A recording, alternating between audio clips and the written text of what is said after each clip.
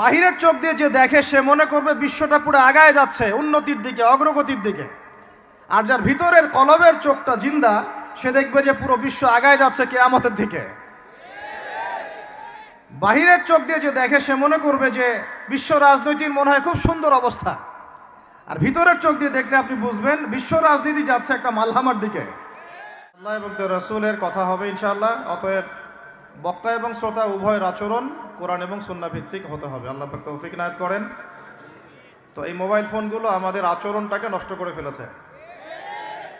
আমরা বুঝে ওঠার আগেই আমরা মোবাইলের মধ্যে আসক্ত হয়ে গেছি, এবং আমাদের এই আসক্তির ফলে আমাদের সামাজিক যোগাযোগ মাধ্যম রক্ষা করতে গিয়ে আমরা অসামাজিক হয়ে গেছি আর কি। এটা আমাদের মস্তিষ্কটাকে নষ্ট করে ফেলেছে। যখন আমাদের হাতে কিতাব ছিল, তখন আমাদের দ্বারা দেশ এবং জাতি উম্মাহ খেদমত পেত। এখন আমাদের হাতে মোবাইল ফোন, আমরা সারাদিনের বেশিরভাগ সময় ফোনে নষ্ট করি। তো এই জন্যে আল্লাহ পাক বলেই দিয়েছেন পবিত্র কোরআনুল কারীমের মধ্যে, বা'দা আউযু বিল্লাহি মিনাশ শাইতানির রাজীম, যে ইন্নাল্লাহা লা ইউগাইয়িরু মা বিকওমিন হাত্তা ইউগাইয়িরু মা বিআনফুসিহিম। আল্লাহ পাক কোনো কওম বা জাতির অবস্থা ততদিন পর্যন্ত বা ততক্ষণ পর্যন্ত পরিবর্তন করেন না যতক্ষণ পর্যন্ত না তারা নিজেরাই নিজেদের অবস্থা পরিবর্তনের চেষ্টা করে। আল্লাহ পাকের ওয়াজের উপর কোনো ওয়াজ আছে? আবার বলছি, আল্লাহ পাক বলেছেন আল্লাহ রব্বুল আলামিন কোনো জাতির অবস্থা ততক্ষণ পরিবর্তন করেন না যতক্ষণ না নিজেরাই নিজেদের অবস্থা পরিবর্তনের চেষ্টা করে। আমরা কি আমাদের অবস্থা পরিবর্তনের চেষ্টা করতে চাই? তাহলে প্রথম যে কাজটা সেটা হলো সময়কে মূল্যায়ন করা। কি কাজ ভাই? সময়কে মূল্যায়ন করতে গেলে মোবাইল ফোনের ব্যবহার, প্রয়োজনের অতিরিক্ত ব্যবহারটা বন্ধ করতে হবে। মোবাইল ফোনের প্রয়োজন যতটুকু এতটুকু ব্যবহার ঠিক আছে, এরপরে অতিরিক্ত ব্যবহার করতে যাবেন না। সময় নষ্ট হবে, মস্তিষ্কও নষ্ট হয়ে যাবে। বহু হাফেজে কোরআন এখন দিন দিন কোরআন ভুলে যাচ্ছে। এর অন্যতম একটা কারণ মোবাইল ফোন। কিছু আহলুল বলদ বলতে পারে দলিল দেন, বলবো এটা দলিল নাই, বিনা দলিলেই হক কথা। আর এই দলিল বুঝতে হলে সাইকিয়াট্রিস্টের কাছে যান, ডক্টরের কাছে যান, তিনি বুঝাবেন যে মোবাইল ফোনের আসক্তির কারণে মেমোরি কিভাবে দিন দিন ড্যামেজ হয়ে যাচ্ছে। তো আমাদের দেশে একটা প্রবলেম দেখা যাচ্ছে, আমরা ডিগ্রি সার্টিফিকেট অর্জন করছি কিন্তু সৃজনশীলতা তৈরি হচ্ছে না। সৃজনশীলতা তৈরি হচ্ছে না, এর পিছনে অন্যতম একটা কারণ হচ্ছে মোবাইল ফোনের অতিরিক্ত ব্যবহার। এবং আমাদের বাচ্চা কাচ্চাদের অবস্থা আরও বেশি ভয়ঙ্কর। একটা শিশু বাচ্চাকে মোবাইল ফোন দেখানো ছাড়া মা ভাতও খাওয়াতে চাচ্ছেন না। এতে করে তার মেমোরিটা ছোটোবেলাতেই ড্যামেজ হয়ে যাচ্ছে। আমরা যারা স্কুল কলেজ ইউনিভার্সিটির ছাত্রছাত্রী আছি, এদের একটা বড় অংশই, দিনের একটা বড় অংশ মোবাইল ফোনে পড়ে থাকে। এই কারণে একটা পড়া তারা বেশি দিন মনে রাখতে পারছে না। আমরা নিজেরাও ভুক্তভোগী। একসময় কোরআনের যে কোনো পৃষ্ঠার যে কোনো আয়াত অনেক সময় নাম্বার সহ বলে দিতে পারতাম, কিন্তু এই মোবাইল ফোনের ব্যবহারের কারণে আস্তে আস্তে আমরাও দেখা যাচ্ছে আয়াত বলতে গিয়ে ভুল করছি, হাদিসের রেফারেন্স দিতে গিয়ে ভুল করছি। অনেক চিন্তা করেছিলাম যে এর পিছনে কারণটা কি। আমরা তো মুজাহাদা করে যাচ্ছি, কারণটা কি? কারণটা হচ্ছে ডিভাইসের অতিরিক্ত ব্যবহার। আল্লাহর ওয়াস্তে আমি ইয়াং জেনারেশনকে রিকোয়েস্ট করব, প্রয়োজনের অতিরিক্ত মোবাইল ফোন আজকে থেকে আর না। রাজি আছি? প্রয়োজন যতটুকু এতটুকু, এর অতিরিক্ত মোবাইল ফোন আজকে থেকে আর না। আর এই সামাজিক যোগাযোগ মাধ্যম সবাইকে ব্যবহার করতে হবে না। একটা বিষয় যদি সামনে চলে আসে, এই বিষয়টাকে নিয়ে সবাইকে কথা বলতে হবে না, সবাইকে পোস্ট দিতে হবে না, সবাইকে লিখতে হবে না, সবাইকে শেয়ার করতে হবে না। যারা ওই বিষয়ে বিশেষজ্ঞ তারা সেই বিষয়ে কথা বলবেন। যখন আমরা বিশেষজ্ঞদের থেকে সবার কাছে একটা দায়িত্ব দিয়ে দিই, সবাই যে যার মতো করে বলতে থাকে, তখন ওই বিষয়ের মৌলিকতা নষ্ট হয়ে যায়। এ কারণে আপনি দেখবেন বাংলাদেশের মতো জায়গায় এই জাতিটার একটা মৌলিক সমস্যা হচ্ছে, কোনো ইস্যুই 7 দিনের বেশি স্টে করে না। অক্টোবর মাসের শুরুর দিকে 3 থেকে 6 তারিখের দিকে আমরা যেভাবে হুরমাতুল আকসা এগুলো নিয়ে যেমন সরব ছিলাম, আস্তে আস্তে আস্তে আমরা এগুলো থেকে দূরে সরে গেলাম, আমরা ভুলে গেলাম। কারণ কি? কারণ আমরা হয়ে গেছে একটা ইস্যু পাগল জাতি। এর অন্যতম একটা কারণ হচ্ছে সামাজিক যোগাযোগ মাধ্যমের যে গঠনমূলক ব্যবহার, এটা আমরা সবাই জানি না, আমরা বুঝি না আমরা কি ব্যবহার করছি, কেন করছি, কিভাবে করা উচিত। যদি সরকার থেকে একটা নীতিমালা দেওয়া হতো আর একটা যোগ্যতার মানদণ্ড দেওয়া হতো যে এই যোগ্যতা না অর্জন করা পর্যন্ত সামাজিক যোগাযোগ মাধ্যমে অ্যাকাউন্ট খুলতে পারবে না, তাহলে দেখতেন সমাজটা সুশৃঙ্খল হয়ে যেত। এখন গরু, ছাগল, হাঁস, মুরগি সবাই লাইভে চলে আসতে পারে। এক গরু এসে বলবে বাহাস করতে চাই, ছাগল এসে বলবে বাহাসে যাই, তারপরে একটা মুরগি এসে বলবে কক কক, হাঁস এসে বলবে প্যাক প্যাক, যে যার মতো করে সব কিছু করতে পারে। এই বাক স্বাধীনতার নামে আমরা সবার হাতে দিন, রাষ্ট্র, দেশ, ধর্ম এগুলো নিয়ে কথা বলার অধিকার দিয়ে দিয়েছে। এতে করে উপকারের চেয়ে ক্ষতি হচ্ছে বেশি। এগুলোর ক্রাইটেরিয়া দেওয়া দরকার যে এই যোগ্যতা অর্জন না করা পর্যন্ত কেউ এখানে আসতে পারবে না। তখন দেখবেন একটা সুশৃঙ্খলতা থাকবে। সবসময় সবাইকে বাক স্বাধীনতা দিতে হয় না। আমেরিকার মতো রাষ্ট্রেও যারা গণতন্ত্রের ধারক ও বাহক বলে দাবি করে, তাদের দেশেও কিন্তু দেখবেন আমভাবে সবার ভোটাভুটিতে সিনেটের সদস্য নির্ধারিত হয় না। প্রেসিডেন্ট যেটা নির্ধারিত হয় এটা হচ্ছে ওদের স্পেশাল যে পার্লামেন্টের সদস্যরা আছে তাদের ভোটাভুটির ভিত্তিতে হয়। ওরাও এখানে ইসলামিক শুরা পদ্ধতি মেনে চলে। তারা সবার হাতে এই বড় বড় বিষয়ের দায়িত্ব চাপিয়ে দেয় না। তো প্রথমে এতগুলো কথা বলার উদ্দেশ্য হচ্ছে যুবকদেরকে একটা বিষয় সচেতন করা, যে আপনার মেধা, আপনার সময়, আপনার প্রতিভা, এই পুরো বিষয়গুলো এখন মোবাইল ফোন খেয়ে ফেলছে আপনাদের। এখন এখান থেকে বের হওয়ার আপনার কাছে পথ যেহেতু নাই, অতএব যতটুকু ইউজ করতে আপনি পারেন প্রয়োজনে অতটুকু ইউজ করবেন, বাকি সময় ফোনে পড়ে থাকবেন না। রাজি আছি? কারণ আমরা বলেছিলাম আয়াত শুরুতে একটা আয়াত বলেছিলাম, আল্লাহ পাক কোনো জাতির অবস্থা ততদিন পর্যন্ত পরিবর্তন করেন না যতদিন না তারা নিজেরা কি বলেন নিজেদের অবস্থা পরিবর্তনের চেষ্টা করে। তাহলে প্রথম পরিবর্তনটা শুরু হোক আপনার সময়কে মূল্যায়ন থেকে। আল্লাহ পাক তৌফিক দান করেন। আল্লাহ পাক কিন্তু সূরা আসরে বলেছেন, ওয়াল আসরি, সময়ের কসম, মহাকালের কসম, সময়ের কসম, ইন্নাল ইনসানা লাফি খুসর, আমি আল্লাহ সময়ের কসম করে বলছি পুরো মানব জাতি ক্ষতির মধ্যে আছে। ইল্লাল্লাযীনা আমানু, তারা ব্যতীত যারা ঈমান এনেছে, ওয়া আমিলুস সলিহাত, এবং সৎ আমল সম্পাদন করেছে, ওয়া তাওয়াসাউ বিল হক, পরস্পরকে সত্যের উপদেশ দিয়েছে, ওয়া তাওয়াসাউ বিস সবর, এবং পরস্পরকে ধৈর্যের উপদেশ দিয়েছে। তাহলে আল্লাহ পাক এখানে সময়কে মূল্যায়ন করতে বলেছেন। তো যদি আমরা জাতিগতভাবে পরিবর্তন চাই এবং এই বিশ্বে আবারও সেই আগের মতো মাথা উঁচু করে বাঁচতে চাই, সবার আগে সময়কে মূল্যায়ন করতে হবে। আল্লাহ পাক তৌফিক এনায়েত করেন, আমিন। আর এই সময়কে মূল্যায়নের পথে বাধাই হচ্ছে স্মার্টফোন। কিভাবে? আমার আজকের আলোচনার টপিক কিন্তু স্মার্টফোন না। শুরু করলাম কারণ আপনারা অনেকেই ফোন বের করে দাঁড়িয়ে আছেন সেলফি তোলার জন্যে, ভিডিও করার জন্যে। এগুলো দিয়ে কোনো উপকার নাই। এইসব করে সারা বিশ্বে নির্যাতিত উম্মার তাদের রক্তের ঋণ শোধ হবে না। এগুলো করে আমাদের মাজলুম বোনদের ইজ্জতের বদলা নেওয়া যাবে না। এগুলো মৌলিক কাজ নয়, এগুলো মৌলিক কোনো কাজ নয়। এগুলো বরং কোনো কোনো ক্ষেত্রে অতিরিক্ত শোডাউন করতে গিয়ে উপকারের চেয়ে ক্ষতি হয়ে যায় বেশি। কারণ আপনারা একটু চোখ কান খোলা রাখে দেখবেন, যাদেরকে নিয়েই শোডাউন বেশি করা হয়েছে আপনারা তাদেরকে আর ধরে রাখতে পারেন নাই। কি বুঝলেন কথা? কেউ বুঝে ঠিক বলছে, কেউ না বুঝে ঠিক বলছে।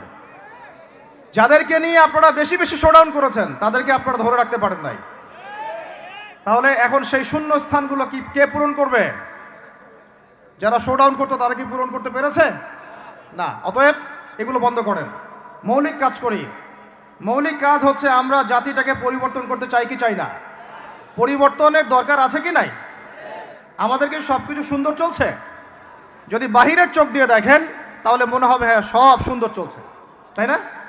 মসজিদ আছে আমাদের, মাদ্রাসা আছে আমাদের, আমরা মুসলমান কালিমা পড়েছি, লা ইলাহা ইল্লাল্লাহ পড়েছি, মুহাম্মাদুর রাসূলুল্লাহ পড়েছি, আমরা মাশাআল্লাহ আমাদের বোনরা পর্দা করে, আপনারা ওয়াজ মাহফিলে আসছেন, ইত্যাদি ইত্যাদি। আপনারা যদি বাহিরের চোখ দিয়ে দেখেন মনে হবে সব ঠিকই আছে, কিন্তু আমাদের এই বাহিরের চোখের বাহিরেও ভিতরে একটা চোখ আছে। এটা কি বিশ্বাস করেন? বাহিরের চোখ দিয়ে যদি দেখেন তাহলে মনে হবে সব ঠিক আছে। কেমন? মসজিদ আছে, মাদ্রাসা আছে, আমাদের ওলামায়ে কেরাম আছেন, আমাদের ইসলামের বই পুস্তক লেখা হচ্ছে, আপনারা নামাজ পড়ছেন, কেউ কেউ জাকাত দিচ্ছে, আমাদের বোনরা পর্দা করছে, আমাদের ভাইরা ওয়াজ মাহফিলে আসছে, এভরিথিং ইজ গোয়িং ফাইন। আপনার কাছে এটা মনে হবে যে সব ঠিকই আছে, তাই না? থিংস আর অল রাইট, সব ঠিক আছে। কিন্তু ভিতরের চোখ দিয়ে দেখা শিখলে আপনি বুঝবেন যে এই সব ঠিকের অন্তরালে আসলে কিছুই ঠিক নাই। আগে আপনাকে বুঝাচ্ছি ভিতরের চোখটা কি, তারপরে বুঝাবো কিভাবে সব ঠিক নাই। ভিতরের চোখটা বুঝতে হলে আপনাকে সূরা কাহাফ পড়তে হবে। কোন সূরা ভাই? আরো জোরে বলি, কোন সূরা? নবী সাল্লাল্লাহু আলাইহি ওয়াসাল্লাম বলেন, সাল্লাল্লাহু আলাইহি ওয়াসাল্লাম যখনই নামাজ আসবে পড়বেন সাল্লাল্লাহু আলাইহি ওয়াসাল্লাম, 10 নেকি হবে ইনশাআল্লাহ, 10টা গুনাহ মাফ হবে ইনশাআল্লাহ, 10 বার আল্লাহ রহম করবেন ইনশাআল্লাহ, এবং আপনার মর্যাদা 10 গুণ বাড়ায় যাবে ইনশাআল্লাহ। যখনই নবী মুহাম্মাদের নাম আসবে পড়বেন সাল্লাল্লাহু আলাইহি ওয়াসাল্লাম, যে যত বেশি দরুদ পড়ে সে ইনশাআল্লাহ তাআলা তত নিশ্চিন্তে টেনশন ফ্রি জীবন যাপন করবে ইনশাআল্লাহ। ওই দলিলগুলো ইনশাআল্লাহ আরেকদিন দিব, আজকে এটা আলোচনার টপিক নয়। এখন নবী সাল্লাল্লাহু আলাইহি ওয়াসাল্লাম বলেছেন, যে ব্যক্তি জুমার দিনে সূরা কাহাফ তেলাওয়াত করে, কোন দিনে ভাই? তাহলে এক জুমা থেকে আরেক জুমা পর্যন্ত আপনার জীবন, আপনার এই সময়টা আল্লাহ রাব্বুল আলামিন নূর দিয়ে ভরে দিবেন। সুবহানাল্লাহ। এই সূরাটা যখন আপনি পড়বেন অর্থসহ, আপনি দেখবেন এখানে 4টা গল্প আছে। কয়টা ভাই? এটাকে গল্প বলা ঠিক না, এটা হলো সত্য ঘটনা। এটা কি? সত্য ঘটনা। একটা হচ্ছে আসহাবুল কাহাফের ঘটনা, গুহাবাসীর ঘটনা। 2 নাম্বার হচ্ছে 2 বন্ধুর ঘটনা, একজন ধনী বিত্তশালী আর একজন অতি দরিদ্র ইমানদার। কখনো পড়েছিলেন কি? পড়া হয়েছিল? 3 নাম্বার হচ্ছে যুলকারনাইন আলাইহিস সালাম, তার ঘটনা, নাম শুনেছেন? আর 4 নাম্বার হচ্ছে নবী মুসা আলাইহিস সালাম এবং খিদর আলাইহিস সালামের ঘটনা। তো 4টা ঘটনা তো আজকে বলার সময় নাই, একটা খালি বলছি।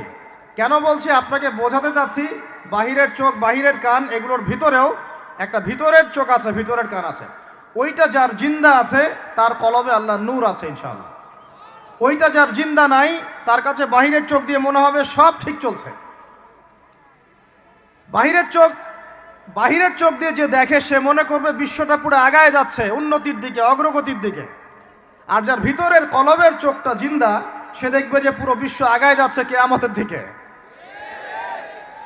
বাহিরের চোখ দিয়ে যে দেখে সে মনে করবে যে বিশ্ব রাজনীতির মনে হয় খুব সুন্দর অবস্থা। আর ভিতরের চোখ দিয়ে দেখলে আপনি বুঝবেন বিশ্ব রাজনীতি যাচ্ছে একটা মালহামার দিকে। বাইরের চোখ দিয়ে দেখবেন মনে হবে সব সুন্দর চলছে, আমরা হালাল খাচ্ছি। আর ভিতরের চোখ দিয়ে দেখলে দেখবেন যে 90% মানুষের রিজিক হারাম। বাইরের চোখ দিয়ে দেখলে আপনি মনে করবেন মেয়েরা এগিয়ে যাচ্ছে, মাশাআল্লাহ, কত উন্নতি, অগ্রগতি, প্রোগ্রেস, নারী জাগরণ আন্দোলন। আর ভিতরের চোখ দিয়ে দেখলে আপনি দেখবেন মেয়েরা আগাচ্ছে ঠিকই, কিন্তু আস্তে আস্তে তারা জাহান্নামের দিকে এগিয়ে যাচ্ছে। বাইরের চোখ দিয়ে আপনি দেখবেন মুসলিমদের সংখ্যা প্রচুর, আমাদের ভয় কিসে, এত সংখ্যা, লক্ষ লক্ষ, কোটি কোটি। ভিতরের চোখ দিয়ে দেখলে বুঝবেন প্রকৃত পাক্কা ইমানদারের সংখ্যা হাতে গোনা যায়। বাইরের চোখ দিয়ে দেখলে মনে হবে যে অনেকে তো বিশুদ্ধ আকীদার দাওয়াত দিয়ে বেড়াচ্ছে।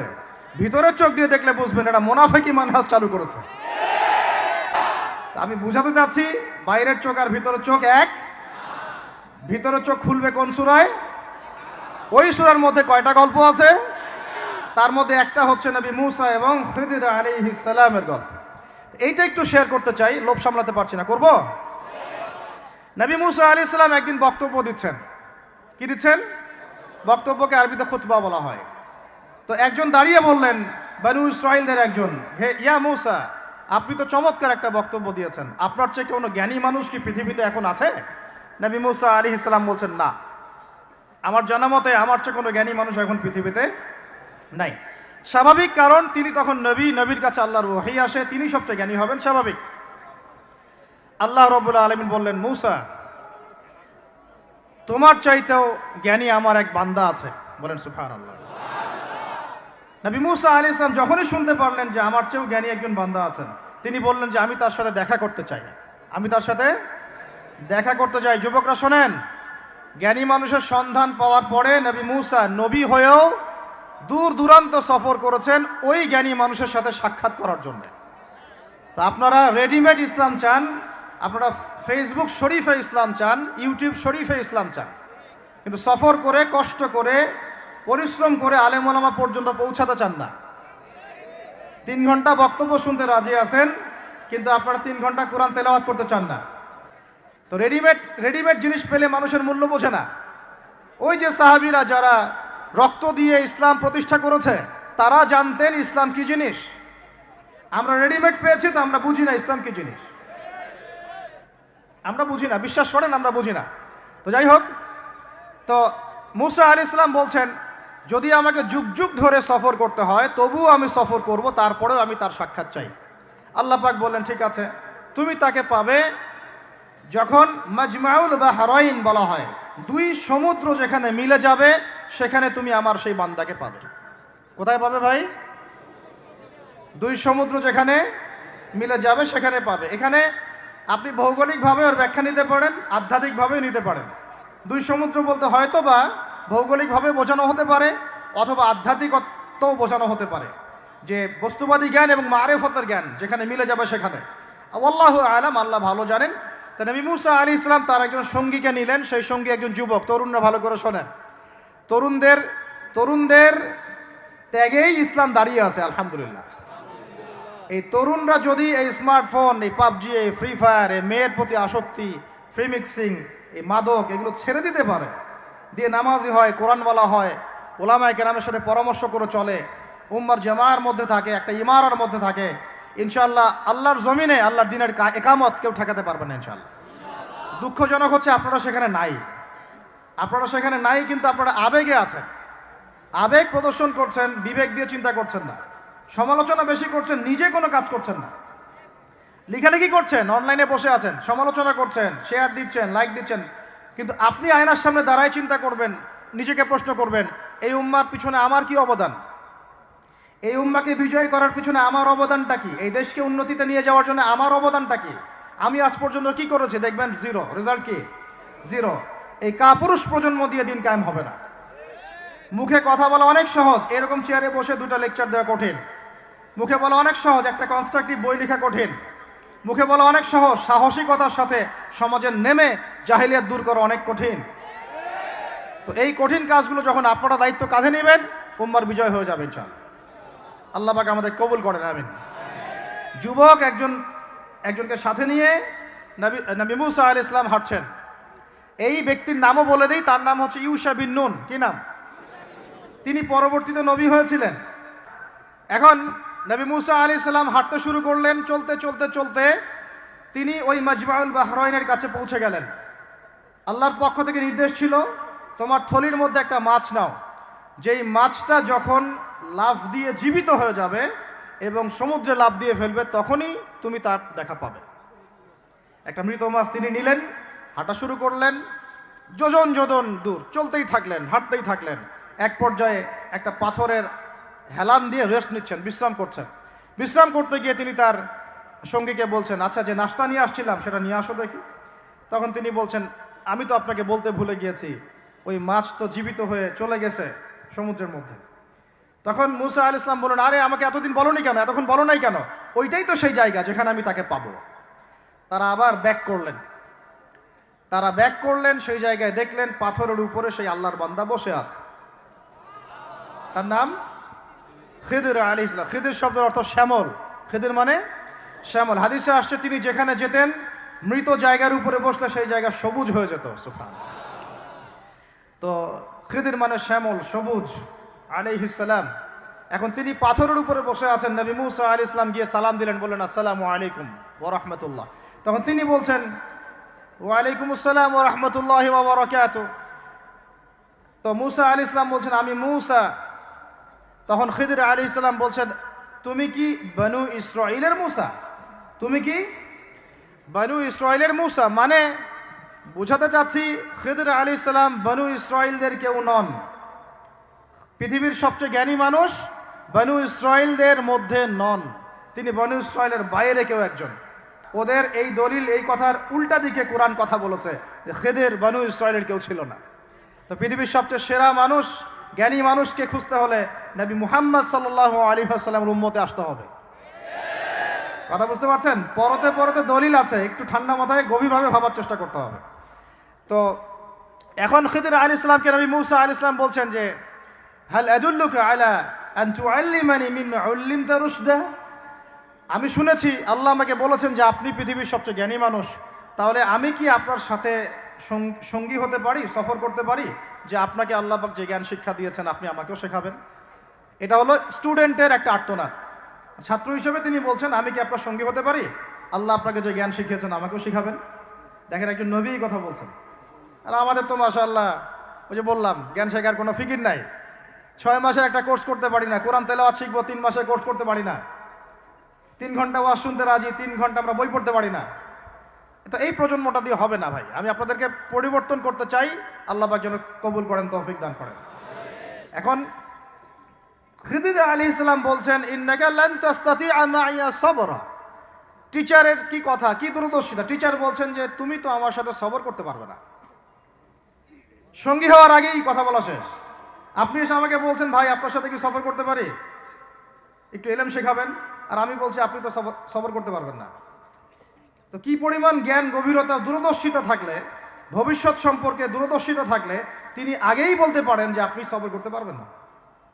ক্লাসে আপনি পড়িয়েছেন মনে করেন 100 জন বাচ্চাকে, শেষে আপনি বললেন যে অমুক আব্দুর রহমান সে ফার্স্ট হতে পারে, এবং আব্দুর রহিম তুমি ভালো স্টুডেন্ট না, তুমি দুষ্টামি করো, পড়াশোনা করো না, তুমি ফার্স্ট হতে পারবে না, লাস্ট হবা তুমি।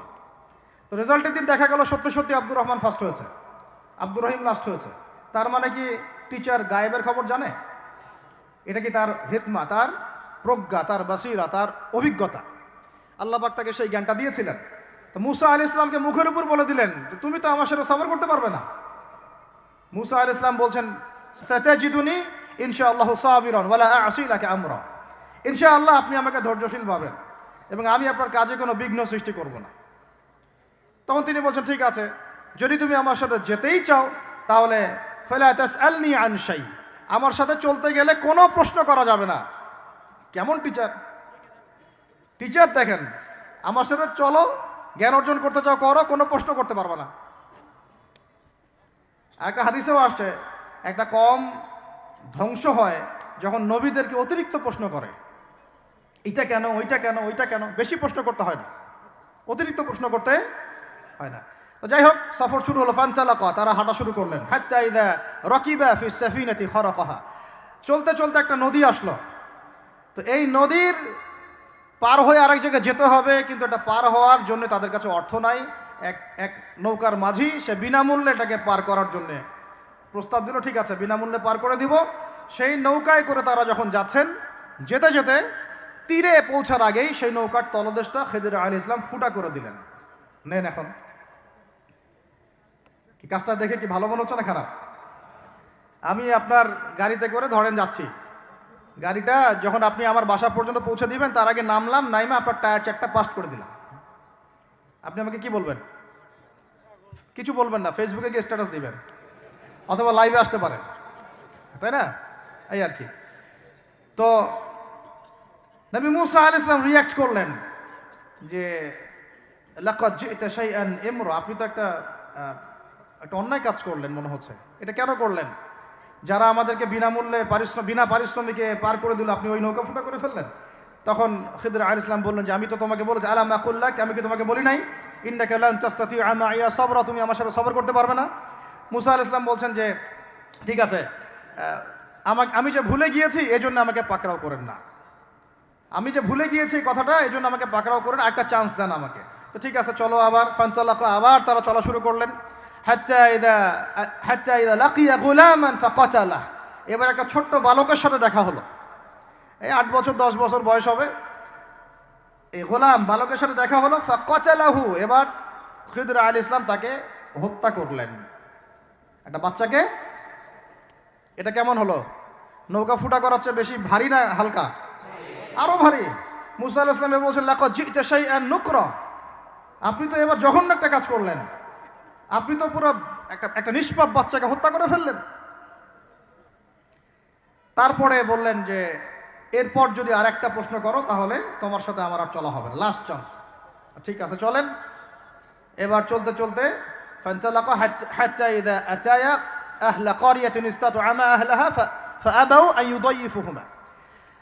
কোরআনে আসছে একটা করিয়া মানে একটা গ্রামের মধ্যে তারা ঢুকলেন, সেই গ্রামে ঢুকে মেহমানদারি চাইলেন, নাস্তা পানি চাইলেন আর কি। তো তারা মেহমানদারি করলো না, দূর দূর করে তাড়িয়ে দিল। অনেকটা আমাদের ওই কলকাতার দাদাবাবুদের মতো আর কি। জিজ্ঞাসা করো যে খেয়ে আসছেন না খেয়ে যাবেন। এটা আমাদের আস্তে আস্তে আমাদের মধ্যে ছড়ায় পড়তেছে আর কি। মেহমান আসলে বিরক্ত হয়, কবে যাবে সেই ফিকির করে। তো এরা মেহমানদারি করলো না, উল্টা তাকে তাড়িয়ে দিল। তো যাই হোক, এখন মুসা আলাইহিস সালাম বলছেন যে এখানে একটা ঘটনা ঘটেছে। খিদর আলাইহিস সালাম দেখলেন যে বাড়ি থেকে তাদেরকে তাড়িয়ে দেওয়া হলো, মেহমানদারি করা হলো না, ওই বাড়ির একটা দেয়াল ধসে পড়ে গেছে।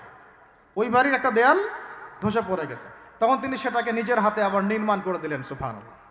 এটা দেখে মুসা আলাইহিস সালাম বললেন যে আপনি তো চাইলে কিছু আজর নিতে পারতেন, আপনি যে এত কষ্ট করে এটা নির্মাণ করে দিলেন, আপনি তো চাইলে একটু টাকা পয়সা নিতে পারতেন। ওরা মেহমানদারি করলো না, ওইটা দিয়ে হয়তো আমরা কি করতে পারতাম, নাস্তা পানি করতে পারতাম। তখন তিনি বলেন হাদা ফিরাকু বাইনি ওয়া বাইনাক, এই হলো তোমার আমার ফেরাক, পার্থক্য শেষ, তোমার সাথে আমার চলা আর হলো না। আমাদের নবী সাল্লাল্লাহু আলাইহি ওয়াসাল্লাম বলেছিলেন যে যদি সেদিন মুসা আলাইহিস সালাম এই প্রশ্নগুলো বারবার না করতেন তাহলে আরো অনেক জ্ঞান শেখা যেত। সুবহানাল্লাহ। তখন তিনি বলছেন ঠিক আছে, হাদা ফিরাকু বাইনি ওয়া বাইনাক সাউনাব্বিউকা বিতাউইল মা লাম তাসতাতি আলাইহি সাবরা। তবে যাওয়ার আগে আমি তোমাকে জানিয়ে দিব এই তিনটা ক্ষেত্রে মূল ঘটনা কি ছিল যে বিষয়ে তুমি সবর করতে পারো নাই।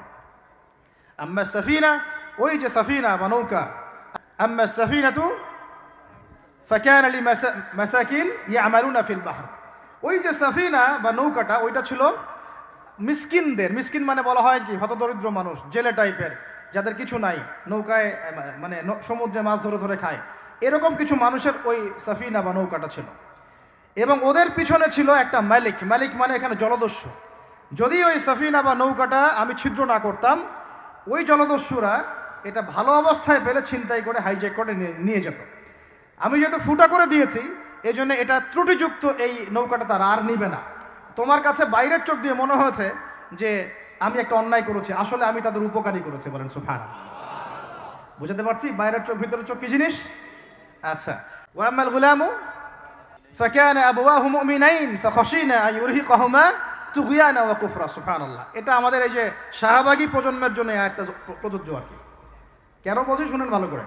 এবার ইনি বলছেন যে ওই যে বাচ্চাটাকে আমি হত্যা করেছি, এই বাচ্চাটা যদি বড় হতো, এই বাচ্চাটা যদি বড় হতো, সে নিজে তো কাফের হতোই, বড় কাফের, এর পিতা মাতাদেরকেও পর্যন্ত কুফরির মধ্যে নিয়ে আসতো। মানে একটা কাফের প্রজন্ম তো তৈরি করতোই, বরং এই কাফের মানুষকে কাফের করার জন্য নাস্তিক মুরতাদ বানানোর মিশন নিয়ে মাঠে নামতো। মেলে না? ওই জন্য আমি ছোটবেলায় এদেরকে হত্যা করে দিয়েছি যাতে বড় হয়ে কাজটা করতে না পারে। কথা বুঝতে পারছেন? আর তিনি বলছেন আমি এটা নিজের ইচ্ছায় করি নাই, ওমা ফাআলতুহু আন আমরি, আমি এটা নিজের ইচ্ছায় করি নাই, এটা আল্লাহ পাকের আদেশ ছিল। বলি সুবহানাল্লাহ। আর ওয়াম্মাল জিদার ফাকানা লিগুলামাইন ইয়াতীমাইন ফিল মাদিনা ওয়া কানা তাহতাহু কানজুল লাহুমা। সুবহানাল্লাহ। আর 3 নাম্বার তিনি বলছেন আর ওই যে দেয়ালটা আমি নির্মাণ করেছি, এই দেয়ালটা ছিল ওই বাড়ির 2 এতিম বালকের। সুবহানাল্লাহ। ওয়া কানা আবুহুমা সালিহা, তাদের বাবা ছিল সৎ। আর ওই দেয়ালের নিচে তাদের বাবা মায়ের রেখে যাওয়া পৈতৃক সম্পত্তি খাজানা ছিল। যদি দেয়াল নির্মাণ না করতাম মানুষ সেই খাজানা নিয়ে চলে যেত। দেয়াল নির্মাণ করেছি, ওরা যখন বড় হবে তখন ওই খাজানা তারা অটোমেটিকলি পেয়ে যাবে। তো 3টা ক্ষেত্রেই হে মুসা তুমি সবর করতে পারো নাই, তোমার কাছে মনে হয়েছে যে আমি অন্যায় করছি, কিন্তু আসলে এই প্রত্যেকটা ক্ষেত্রে আমি সঠিক ছিলাম, তুমি ভুল ছিলে। এখানে একটা চমৎকার শিক্ষা আছে, একটা চমৎকার গভীর একটা শিক্ষার ব্যাখ্যা আছে, অন্তর্দৃষ্টির শিক্ষা, যে শুধুমাত্র বাইরের চোখ দিয়ে আর বাইরের এইসব সাক্ষরতার হাত দিয়ে, সার্টিফিকেট দিয়ে, নাম সিগনেচার করে, এত এত বইপত্র পড়েই মানুষ প্রকৃত শিক্ষিত হয় না। একটা গভীর একটা বুঝ দরকার, আল্লাহর মারেফত দরকার, আল্লাহর নূর দরকার, তাসকিয়া দরকার, দূরদর্শিতা দরকার, যেটাকে আমরা হিকমা বলি। ওয়ামা ইউতাল হিকমা ফাকাদ উতিয়া খায়রান কাসীরা। আল্লাহ বলেছেন যাকে হিকমা এবং প্রজ্ঞা দেওয়া হয়েছে তাকে অনেক প্রচুর প্রচুর কল্যাণ দিয়ে দেওয়া হয়েছে। এখানে দেখেন একজন নবী হয়েও তিনি বুঝতে পারেন নাই এই 3টা ঘটনার পিছনের কারণ কি, অথচ খিদর আলাইহিস সালামকে আল্লাহ পাক এমন জ্ঞান দিয়েছিলেন যেই জ্ঞান দিয়ে তিনি ব্যাখ্যা করলেন যে পিছনের কারণ কি ছিল। এখন এই ঘটনাটা আপনার আমার জন্য শিক্ষাটা কি, এই যুগের সাথে কি সম্পর্ক? আমি বলেছি সূরা কাহাফ সেই সূরা যা আপনার অন্তর্দৃষ্টি, ভিতরের চোখ খুলে দিবে, আপনার কলবে নূর নিয়ে আসবে। আপনি এমন কিছু দেখবেন, বুঝবেন, শুনবেন যা সবাই বুঝতে পারছে না। বিশ্বের বাস্তবতা বুঝতে হলে খিজির হতে হবে। বিশ্বের বাস্তবতা এইটাই যে ওরা এখন এত শক্তিশালী একটা অবস্থায় গিয়েছে, ওখান থেকে আমাদেরকে তারা কন্ট্রোল করা শুরু করেছে বিগত প্রায় 100 বছর থেকে। কত বছর থেকে? এগুলো আমাদের হুঁশই নাই। আমরা মনে করি মাশাআল্লাহ আমি 5 ওয়াক্ত নামাজ পড়ি, কাম খালাস, আমি যাকাত দিয়েছি, কাম খালাস, আমি একদম পর্দা করি, মাশাআল্লাহ সব কাম খালাস, আমি একটা মসজিদ করেছি, বাস কাম খালাস, আমি মাশাআল্লাহ একটা মাদ্রাসা চালাই, বাস দিন কায়েম হয়ে গেছে। No, not at all. Question গেলেও না। যতদিন পর্যন্ত মুসলমানরা আবার সেই ওমর ইবনে খাত্তাবের শাসন কায়েম করতে পারে নাই, এই বিশ্বে মুসলমানরা স্বাধীন নয়। আমরা এখনো স্বাধীনতা অর্জন করতে পারি নাই। একটা প্রজন্ম আল্লাহ পাক নিয়ে আসবেন। আমি বলছি ওই প্রজন্ম টিকটক প্রজন্ম না, ওই প্রজন্ম এইসব মানে সেলফি শোডাউন আইওয়াস প্রজন্ম না। ওই প্রজন্ম এরকম না যে নামাজ পড়ে না, কুরআন তেলাওয়াত করে না। ওই প্রজন্ম এমন না দাওয়াতের মেহনত নাই, ওই প্রজন্মের জিহাদের কোনো জজবা নাই, ওই প্রজন্মের মধ্যে ইসলামের শারঈ কোনো জ্ঞান নাই, ওলামায়ে কেরামের কোনো সোহবত নাই, দিন প্রতিষ্ঠার কোনো ফিকির নাই। এমন প্রজন্মের কোনো প্রয়োজন নাই আমাদের। এমন প্রজন্মের দরকার যে প্রজন্মের প্রত্যেকটা যুবক ভাই নামাজি, কোরআনওয়ালা, সুন্নতওয়ালা, সুন্নতের পাবন্দ এবং তাহাজ্জুদ গোজার। এক কথায় রাতের বেলার দরবেশ, দিনের বেলার ঘোড়সাওয়ার। এইরকম প্রজন্ম যখন আমরা গড়তে পারবো, ওই দিন ইনশাআল্লাহ এই মাহফিল বলেন, এই মসজিদ, মাদ্রাসা, এই রাষ্ট্র সব সফল হবে ইনশাআল্লাহ। এটা আপনি বুঝতে পারবেন না বাইরের চোখ দিয়ে, ভিতরের চোখ দিয়ে পড়াশোনা করেন, খেদির হন, বুঝতে পারবেন যে পথ পদ্ধতি, এই পথ পদ্ধতির মধ্যে আমরা আসলে কেউ নাই। ওই জায়গায় যতক্ষণ পর্যন্ত আঘাত না পড়ছে ততক্ষণ পর্যন্ত আপনি বিশ্বে স্বাধীন হতে পারবেন না। অতএব বাইরের চোখ দিয়ে না, ভিতরের চোখ দিয়ে দেখতে শিখুন। তো ভিতরের চোখ পুরো জিও পলিটিক্সটা আপনাকে বুঝাবে। ভিতরের চোখ দিয়ে দেখলে আপনি দেখবেন মুসলমানরা এখনও তাদের অধীনে পরাধীন হয়ে আছে। এখান থেকে আমরা স্বাধীনতা চাই ইনশাআল্লাহ। আল্লাহ পাক আমাদেরকে সেই স্বাধীনতা অর্জন করার তৌফিক দান করেন। এবার অর্থনৈতিক জীবনে আসেন। অর্থনৈতিক জীবনে এসে দেখবেন আপনি মাশাআল্লাহ মনে করবেন যে আপনি তো হালাল খাচ্ছেন, হ্যাঁ গরুর গোশত খাচ্ছেন প্রত্যেক জুমায়, আমরা মাশাআল্লাহ মুরগির রোস্ট খাচ্ছি। ঢাকার মানুষ তো খালি খায় আর খায়, সবাই খাচ্ছে মাশাআল্লাহ বসে, ছেলে মেয়ে, ফুচকা, চটপটি, এইটা ওইটা, আর খাবারের দোকানের অভাব নাই, সবাই খাচ্ছে। আল্লাহ পাক আমাদেরকে বুঝদান করেন, হেফাজত করেন। এইগুলো করতে দুনিয়াতে আসি নাই আমরা, এগুলো আমাদের মূল কাজ নয়, এগুলো আমাদের প্রয়োজন। আপনি মনে করছেন যে মাশাআল্লাহ সবাই হালাল খাচ্ছি, বিশ্বাস করেন পুরো বিশ্বের অর্থনীতি সুদভিত্তিক। একদম খোলামেলা ওয়াকুলু কওলান সাদীদা বললাম, আল্লাহ পাক বলেছেন একদম স্পষ্ট সরাসরি খোলামেলা কথা বলো। পুরো বিশ্বের অর্থনীতি সুদভিত্তিক। যারা এই পুরো বৈশ্বিক অর্থনৈতিক সিস্টেমের মধ্যে ঢুকে গেছে, অর্থাৎ ওয়ার্ল্ড ব্যাংক, IMF এবং ফেডারেল রিজার্ভ ব্যাংকের আওতায় চলে আসছে, এরকম কোনো সেন্ট্রাল ব্যাংক 100% সুদমুক্ত হতে পারবে না। ফুল স্টপ, কোনোভাবেই সম্ভব না। আপনি যত বড় মুসলিম কান্ট্রি হন না কেন, আপনি এদের আওতায় থাকলে কোনো অবস্থাতেই সুদমুক্ত থাকতে পারবেন না। তাহলে এখন আমি যদি আপনাকে প্রশ্ন করি, বিগত 20 বছর থেকে একটা রাষ্ট্র তাদের বিরুদ্ধে লড়াই করেছিল এবং সাম্প্রতিক সময়ে তাদের কারেন্সি মার্কিন ডলারকে ছাড়িয়ে গেছে। এই তথ্য কি আপনাদের কাছে আছে? তথ্য আছে? নাম মেনশন করার দরকার নাই, আপনারা বুঝতে পারেন কি পারেন না? এখন কথা হচ্ছে তারা পারলো কিভাবে? অনেক কারণ। যাকাত ভিত্তিক অর্থনীতি, তারপরে দ্বৈত অর্থনীতি, হালাল অর্থনীতি, দুর্নীতি কমানো, কৃষিভিত্তিক অর্থনীতি। 3 বছরের মধ্যে ঘুরে দাঁড়িয়েছে, মাত্র 3 বছরের মধ্যে। সারা বিশ্বের অর্থনীতি এখন সুদভিত্তিক। এখান থেকে ঘুরে দাঁড়াতে হলে আমরা অবশ্যই পারবো, কেন পারবো না? আমাদের প্রথম কাজ করতে হবে সমস্ত দুর্নীতি বন্ধ করে ফেলতে হবে। 1 নাম্বার, যত কালো টাকা সব সাদা করে ফেলতে হবে, এবং যারা কালো টাকার সাথে সম্পৃক্ত সবগুলোকে ধরবেন, ভিতরে ঢুকাই ফেলবেন। একদম ওমরের শাসন, একদম ওমরের শাসন কায়েম করে ফেলতে হবে। আমরা সে জায়গায় যেতে চাচ্ছি না, আমরা বলছি আপনারাই সেই কাজ করেন। আমরা উদাত্ত আহ্বান জানাচ্ছি, যেই থাকুক উপরে, আমরা দোয়া করতে সমস্যা আছে? আমরা সে জায়গায় জোর করে যেতে চাচ্ছি না, অন্তত আমার এই ইচ্ছা নাই। আর আমি কোনো পলিটিক্যাল দলের মানুষও না, জীবনে করিও নাই, করার ইচ্ছাও নাই। আমি আমার অনুরোধ, আমার আক্ষেপ, আমার আবদার হচ্ছে সমস্ত দুর্নীতিবাজদেরকে ধরবেন আর সাইজ করবেন। উমর রাদিয়াল্লাহু তাআলা আনহুর মতো। সে যদি দাড়িওয়ালাও হয়, টুপিওয়ালাও হয়, পাগড়িওয়ালা হয়, জুব্বাওয়ালা হয়, ইমাম হয়, তবু তাকেও ধরবেন, কোনো সমস্যা নাই।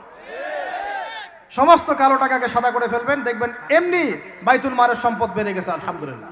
দ্বিতীয় কাজ, জাকাত ভিত্তিক অর্থনৈতিক সিস্টেম চালু করা। বাংলাদেশে এমন প্রচুর মানুষ আছে যাদের একজনের জাকাতের টাকা দিয়ে একটা গ্রামের মানুষকে খাওয়ানো যাবে ইনশাআল্লাহ। এরা জাকাত দেয় না, এরা ট্যাক্সও দেয় না, সরকারকে করও দেয় না, জাকাতও দেয় না। এই ট্যাক্স ফাঁকি দেওয়া মানুষ, কর ফাঁকি দেওয়া মানুষ, এই জোচ্চোরদেরকে ধরতে হবে, ধরে এদের কাছ থেকে জাকাত আদায় করতে হবে, বাধ্যতামূলক জাকাত আদায় করতে হবে। তারপরে দেখবেন আমরা বৈদেশিক ঋণের জন্য বসে থাকার কোনো প্রয়োজন হবে না, আমাদের টাকা দিয়ে আমরাই চলতে পারবো ইনশাআল্লাহ। 3 নম্বর হচ্ছে দ্বৈত অর্থনীতি। ওরা কিন্তু একটা কারেন্সি চালায় নাই, একাধিক কারেন্সি চালিয়েছে। এটা অর্থনীতিবিদ যারা তারা বুঝবেন। একটা কারেন্সির অনেক দুর্বলতাও আছে, এগুলো নিয়ে আমি খোলামেলা কথা এই মাহফিল স্টেজে বলতে পারবো না। বসতে চাইলে বসেন আমার সাথে, অর্থনীতি নিয়ে বসতে চাইলে আমার সাথে বসেন, আমরা আলোচনা করি, কথা বলেন, আমাদেরকে মূল্যায়ন করেন, কথা শোনেন। ইউসুফ আলাইহিস সালাম বলেছিল না যে আমি বিশ্বস্ত, আমাকে দায়িত্ব দেন? আমি বলতে চাই আমি বিশ্বস্ত, আমাকে দায়িত্ব দেন। আমাকে 5 বছর সময় দেন, পুরো দেশের শিক্ষা সিস্টেম চেঞ্জ করে দেবো ইনশাআল্লাহ। প্লে গ্রুপ থেকে প্লে গ্রুপ থেকে নিয়ে মাস্টার্স পর্যন্ত এমন শিক্ষানীতি প্রণয়ন করা সম্ভব যে আমাদের বাচ্চারা একদম প্লে থেকে মাস্টার্স পর্যন্ত বাংলা, ইংরেজি, অঙ্ক এবং জেনারেল সাবজেক্টগুলোর সাথে কোরআন হাদিসের একটা অপূর্ব সমন্বয়ে পড়াশোনা করবে ইনশাআল্লাহ। একা করে দিতে পারবো ইনশাআল্লাহ তাআলা। আমাকে এরকম 100 জন শিক্ষাবিদ দেন, 100 জন আলেম ওলামা দেন, একটা প্যানেল করে দেন, পুরো দেশের শিক্ষা চেঞ্জ করে দেওয়া যাবে ইনশাআল্লাহ। বইপত্রগুলোর অবস্থা দেখেছেন? এগুলো আমাদের মুসলমানদের শিক্ষা। এটা চলতে থাকলে দেখবেন অচিরেই কোনো মানুষ বাচ্চাদেরকে স্কুলে পাঠাবে না, এটা অরুচি ধরে যাবে। তখন কি হবে? কোটি কোটি স্কুল, কলেজ, বিশ্ববিদ্যালয়ে খা খা করে পড়ে থাকবে, কেউ পাঠাবে না ওখানে। তখন মাদ্রাসার দিকে মানুষ ঝুঁকবে আরো বেশি। আমি তো দাবি জানাই উপরের লেভেল থেকে এমন একটা শিক্ষা ব্যবস্থা প্রণয়ন করা হোক যাতে আমার মাদ্রাসা গড়ার প্রয়োজনই না হয়। ওই সিস্টেম রাষ্ট্রীয়ভাবেই পড়ানো হবে ইনশাআল্লাহ। আপনি মালয়েশিয়ার দিকে তাকিয়ে দেখেন, আপনি এই যে ওয়েস্টার্ন কান্ট্রির মধ্যে অনেক কান্ট্রি আছে, অস্ট্রেলিয়ার মতো জায়গাতে আছে, ব্রিটেনের মতো জায়গাতে আছে, কোনো কোনো ক্ষেত্রে আপনি লেবাননকে দেখেন, ইয়েমেনকে দেখেন, জর্ডানকে দেখেন, কাতারকে দেখেন, সৌদি আরবিয়াকে দেখেন, অনেক কান্ট্রি আছে। ভালো কাজের তো প্রশংসা করতে দোষ নাই, দোষ আছে? এমনকি অনেক পশ্চিমা কান্ট্রিতেও একদম উপর লেভেল থেকে ইসলামিক সিলেবাস প্রণয়ন করা হয়েছে। তার মানে এমন না যে তারা সায়েন্সকে গুরুত্ব দেয় নাই, ম্যাথকে গুরুত্ব দেয় নাই, ফিজিক্স পড়ায় নাই, অ্যাস্ট্রোফিজিক্স পড়ায় নাই, ইকোনমিক্স পড়ায় নাই, বিষয়টা এমন না। তারা ফিলসফি পর্যন্ত পড়িয়েছে। ঘাটাঘাটি করেন, অনলাইনে সব মজুদ আছে। এমন শিক্ষানীতি প্রণয়ন করা সম্ভব একদম প্লে থেকে নিয়ে মাস্টার্স পর্যন্ত। আমার ছেলে ইমামতিও করবে, এদিকে বিমানও উড়াবে ইনশাআল্লাহ। আমার মেয়ে ডাক্তারও হবে, এদিকে দেখবেন হাফেজাও হবে ইনশাআল্লাহ। একজন মুফতি সাহেব, তিনি ফতোয়াও দিবেন, একই সাথে বিশ্ব অর্থনীতি সম্পর্কেও জানবেন ইনশাআল্লাহ। একজন আর্মি অফিসার, তিনি যেমন সামরিক ক্ষেত্রে লিডার হবেন, তেমনি দেখবেন ফিকহের কিতাব মোতালা করে ফতোয়া দিতে পারছেন ইনশাআল্লাহ। এই যুগটা এটা কোনো মানে স্বপ্নের যুগ নয়, এই যুগটা ছিল এক সময়। বেশি দিন দূরে যেতে হবে না, আপনি 200, 300, 400 বছর পিছনে যান, দেখবেন মুসলমানরা এমন সোনালী যুগ পার করে আসছে। অতএব এগুলো কোনো গাল গল্প করছি না আমি, এগুলো বাস্তবে রূপান্তরিত করা অবশ্যই সম্ভব, বারহাক সম্ভব, যদি এরকম কিছু মানুষের মধ্যে উদ্দীপনা থাকে, একটা সৎ সাহস থাকে, আমাদের উপর থেকে যদি একটা সহযোগিতা আসে এবং আমাদের মতো যারা ইয়াং তাদেরকে যদি মূল্যায়ন করা হয়, ইনশাল্লাহ দেখবেন বাংলার জমিন পরিবর্তন হয়ে গেছে। এই পরিবর্তন হলে দেশের জন্য কোনো খারাপের কিছু নাই, রাষ্ট্র পিছিয়ে যাবে না, রাষ্ট্র আরও এগিয়ে যাবে ইনশাআল্লাহ তাআলা। আরও ব্যাপার আছে, আপনি মালয়েশিয়ার একটা ক্লাস 10-এর বাচ্চার দিকে তাকান। ক্লাস 10-এর একটা বাচ্চা কোনোদিন মাদ্রাসায় যায়ই নাই, স্কুলে পড়েছে, কিন্ডারগার্টেনে পড়েছে, রাষ্ট্রীয় সিলেবাসে পড়েছে, মাত্র 10 থেকে 12 বছর পড়াশোনা করে ও এখন এদিকে এসএসসি এইচএসসি লেভেলেও চলে গেছে, ও লেভেল পরীক্ষা দিয়েছে, এদিকে সে ইমামতি করার যোগ্যতা অর্জন করেছে। এখন আমাকে বলেন ওই রাষ্ট্রটা কি পিছিয়ে গেছে? অতএব এই শিক্ষার দিকে অনেক মনোযোগী হতে হবে আমাদের সবাইকে, আল্লাহ পাক তৌফিক দান করেন। আমরা যদি এখন এগুলোর বিরুদ্ধে গঠনমূলক কথা না বলি, গঠনমূলক প্রতিবাদ না করি এবং আমাদের রাষ্ট্রপ্রধানদেরকে না বুঝাই, তাহলে অনেক দেরি হয়ে যাবে। আজকে থেকে 20 বছর আগে পরিকল্পনা করেছিল এই টিকটক প্রজন্ম গড়ে তোলার জন্য, তারা আজকে সফল হয়েছে। এখন আমরা যদি এখন চুপ করে থাকি, আগামী 20 বছর পর আপনি দেখবেন আরেকটা প্রজন্ম আসছে, এরা মানুষকে সালাম পর্যন্ত দিবে না। দেখে নিন আপনি, 20 বছর লাগবে না, 5টা বছর যাক, তারপর দেখেন কি হয়। এরা কি এখন বাসায় ঢুকে বাবা মাকে সালাম দেয়? কারণ কোনো প্রতিষ্ঠান ওকে সালাম দেওয়া শিখায় নাই, স্কুলে না, কলেজে না, কোথাও সে সালাম দেওয়া শিখছে না। আসসালামু আলাইকুম ওয়া রাহমাতুল্লাহি ওয়া বারাকাতুহু বিশুদ্ধ করে বলতে পারছে না। বিশুদ্ধ করে বলতে হবে না? অর্থ আছে না?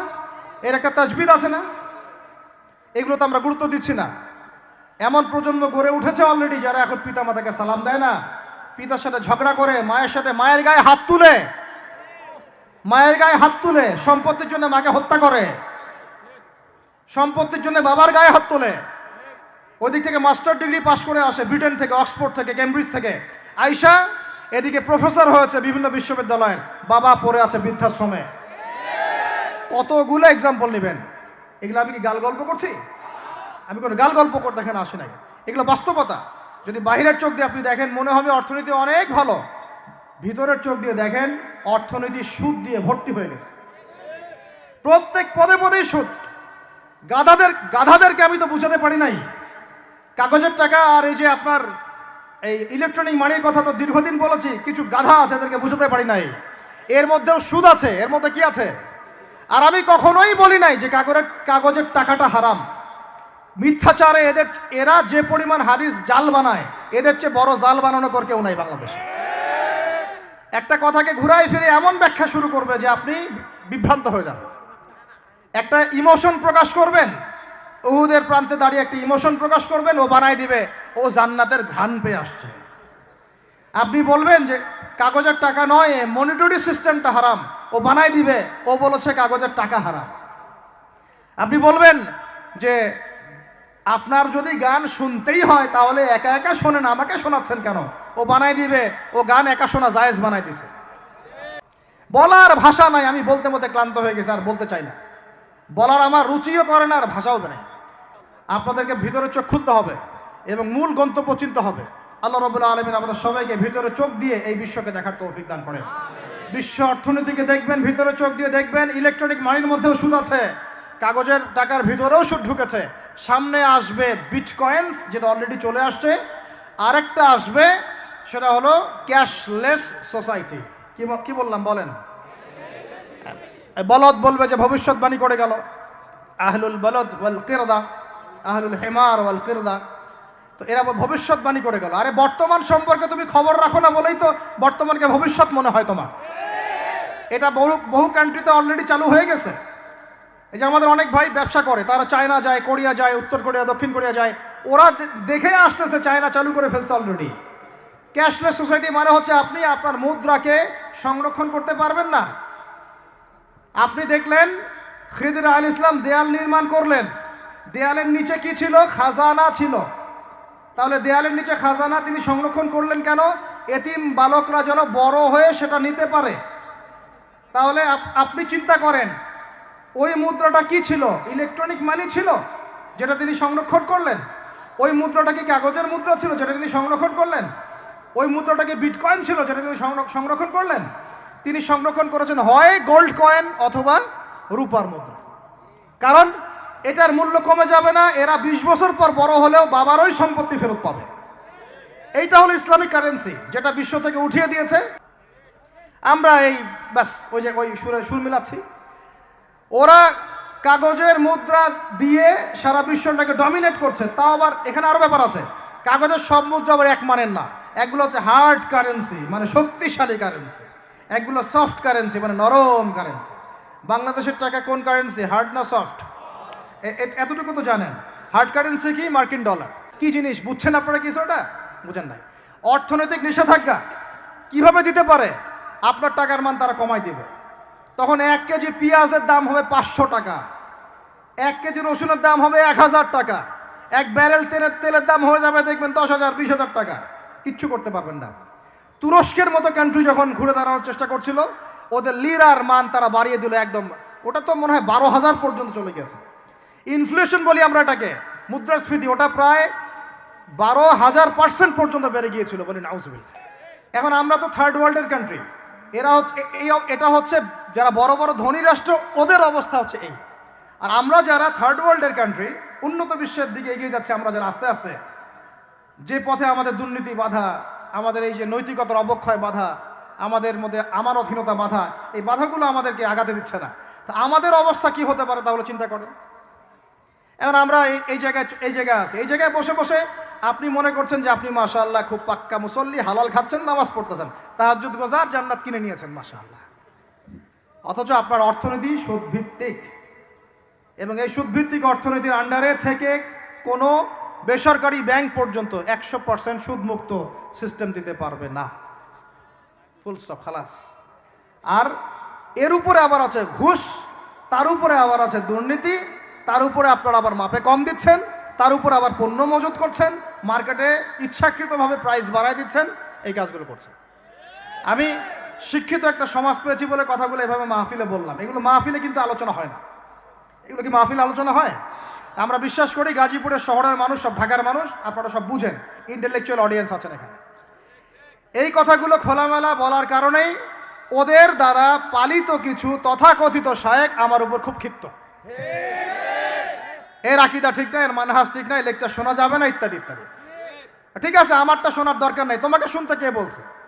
তোমার শোনার ইচ্ছা করে না, তুমি শুনিও না। যাদের শোনার ইচ্ছা তারা শুনবে ইনশাল্লাহ। আর তোমার মতো কিছু মুনাফিক না শুনলে আমার কিছু যায়ও আসে না ইনশাল্লাহ। মুমিনরা যারা, তারা শুনবে, বুঝবে, ইনশাল্লাহ ওরাই প্রজন্ম করবে ইনশাল্লাহ।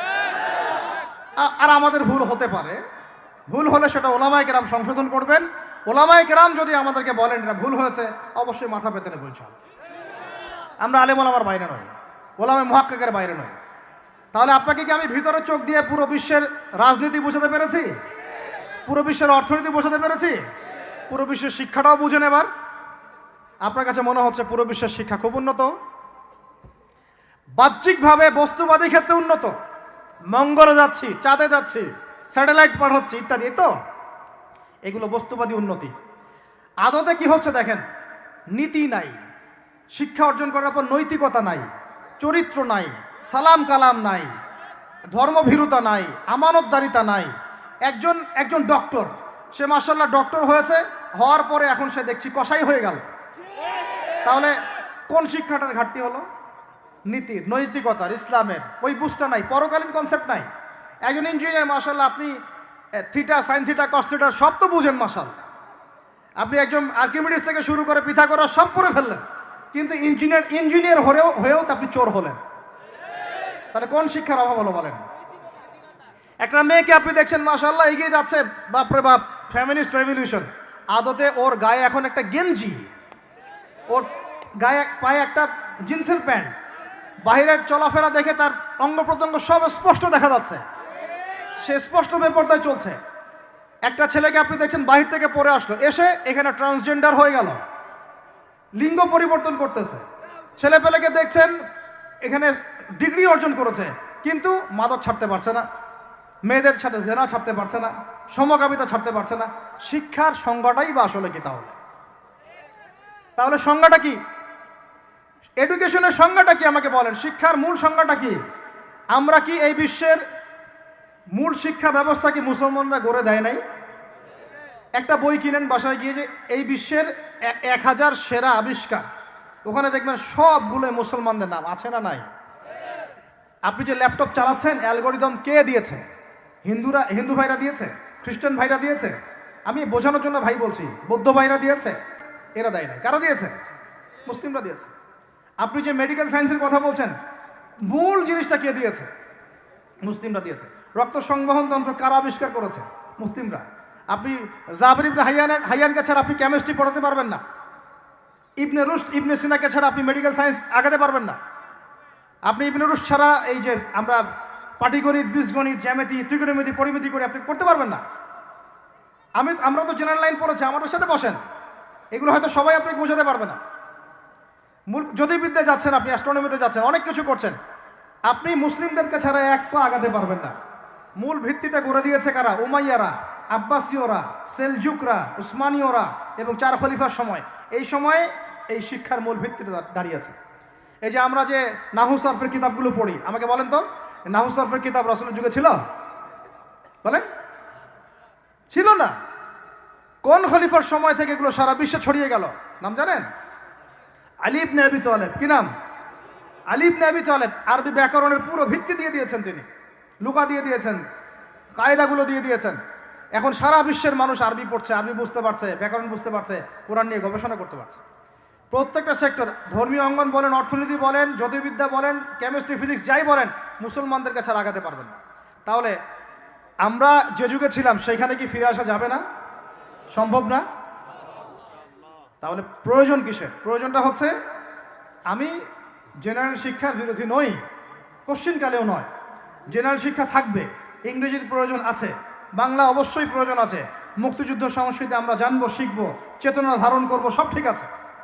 আমরা সমাজবিজ্ঞান পড়ব, দর্শন পড়ব, সায়েন্স পড়ব, আর্টস পড়ব, কমার্স পড়ব, সব ঠিক আছে ভাই।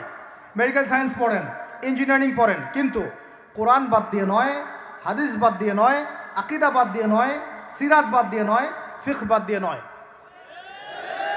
রাজি আছেন ইনশাআল্লাহ? এখন আমাকে বলেন এর উপায় কি? এর আসল উপায় কি? এখন এটা কি আপনি চাইলেই প্রতিষ্ঠা করতে পারবেন? আমার ক্ষুদ্র জ্ঞানে আমার কাছে 3টা উপায় মনে হয়। কয়টা উপায় ভাই? এক নাম্বারটাই সবচেয়ে সেরা উপায় এবং সবচেয়ে কঠিন উপায় এবং একই সাথে সবচেয়ে ইফেক্টিভ উপায়। সেটা হলো, জাস্ট যদি আমাদের ঊর্ধ্বতন কর্তৃপক্ষ, আমাদের শিক্ষা মন্ত্রণালয়, আমাদের গভর্নমেন্ট, আমাদের প্রশাসন, আমাদের সরকার, তারা যদি একটা টেবিলে বসে ওলামায়ে কেরামদেরকে নিয়ে বসে, প্রতিভাবান ইয়াংদেরকে নিয়েও বসে, শিক্ষা নিয়ে যাদের অবদান আছে তাদেরকে নিয়ে বসে যদি একটা শিক্ষানীতি প্রণয়ন করে যে না, আমাদের দেশটা মুসলিম কান্ট্রি, বেশিরভাগ মানুষই মুসলমান জনগণ, মুসলমান যুবক, মুসলমান যুবতী, মুসলমান শিশু কিশোর বেশিরভাগই মুসলিম, অ্যাজ এ ডেমোক্রেটিক সিস্টেম এখানে বেশিরভাগই মুসলিম, তাহলে তাদের স্বার্থ বিবেচনা করে আমরা একটা শিক্ষানীতি প্রণয়ন করি না কেন? একটা শিক্ষানীতি প্রণয়ন করি যেখানে প্লে গ্রুপ থেকে শুরু করে মাস্টার্স পর্যন্ত আমরা মাশাআল্লাহ 2টা শিক্ষাকে সমন্বয় করে দেবো ইনশাআল্লাহ।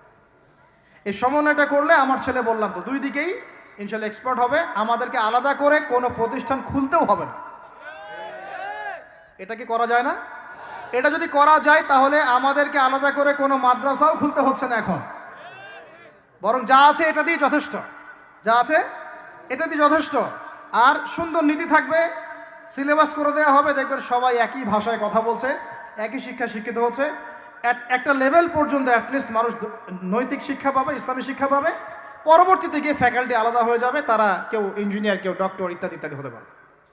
এটা যদি আমাকে বলেন, আমাকে 5টা বছর সময় দেন, 5 বছর সময় দেন, যদি মূল্যায়ন করেন, আমি ইউসুফ আলাইহিস সালামের মতো বলতে বাধ্য হচ্ছি এখন, কারণ আমি এটা দেখে অনেক ব্যথিত হচ্ছে।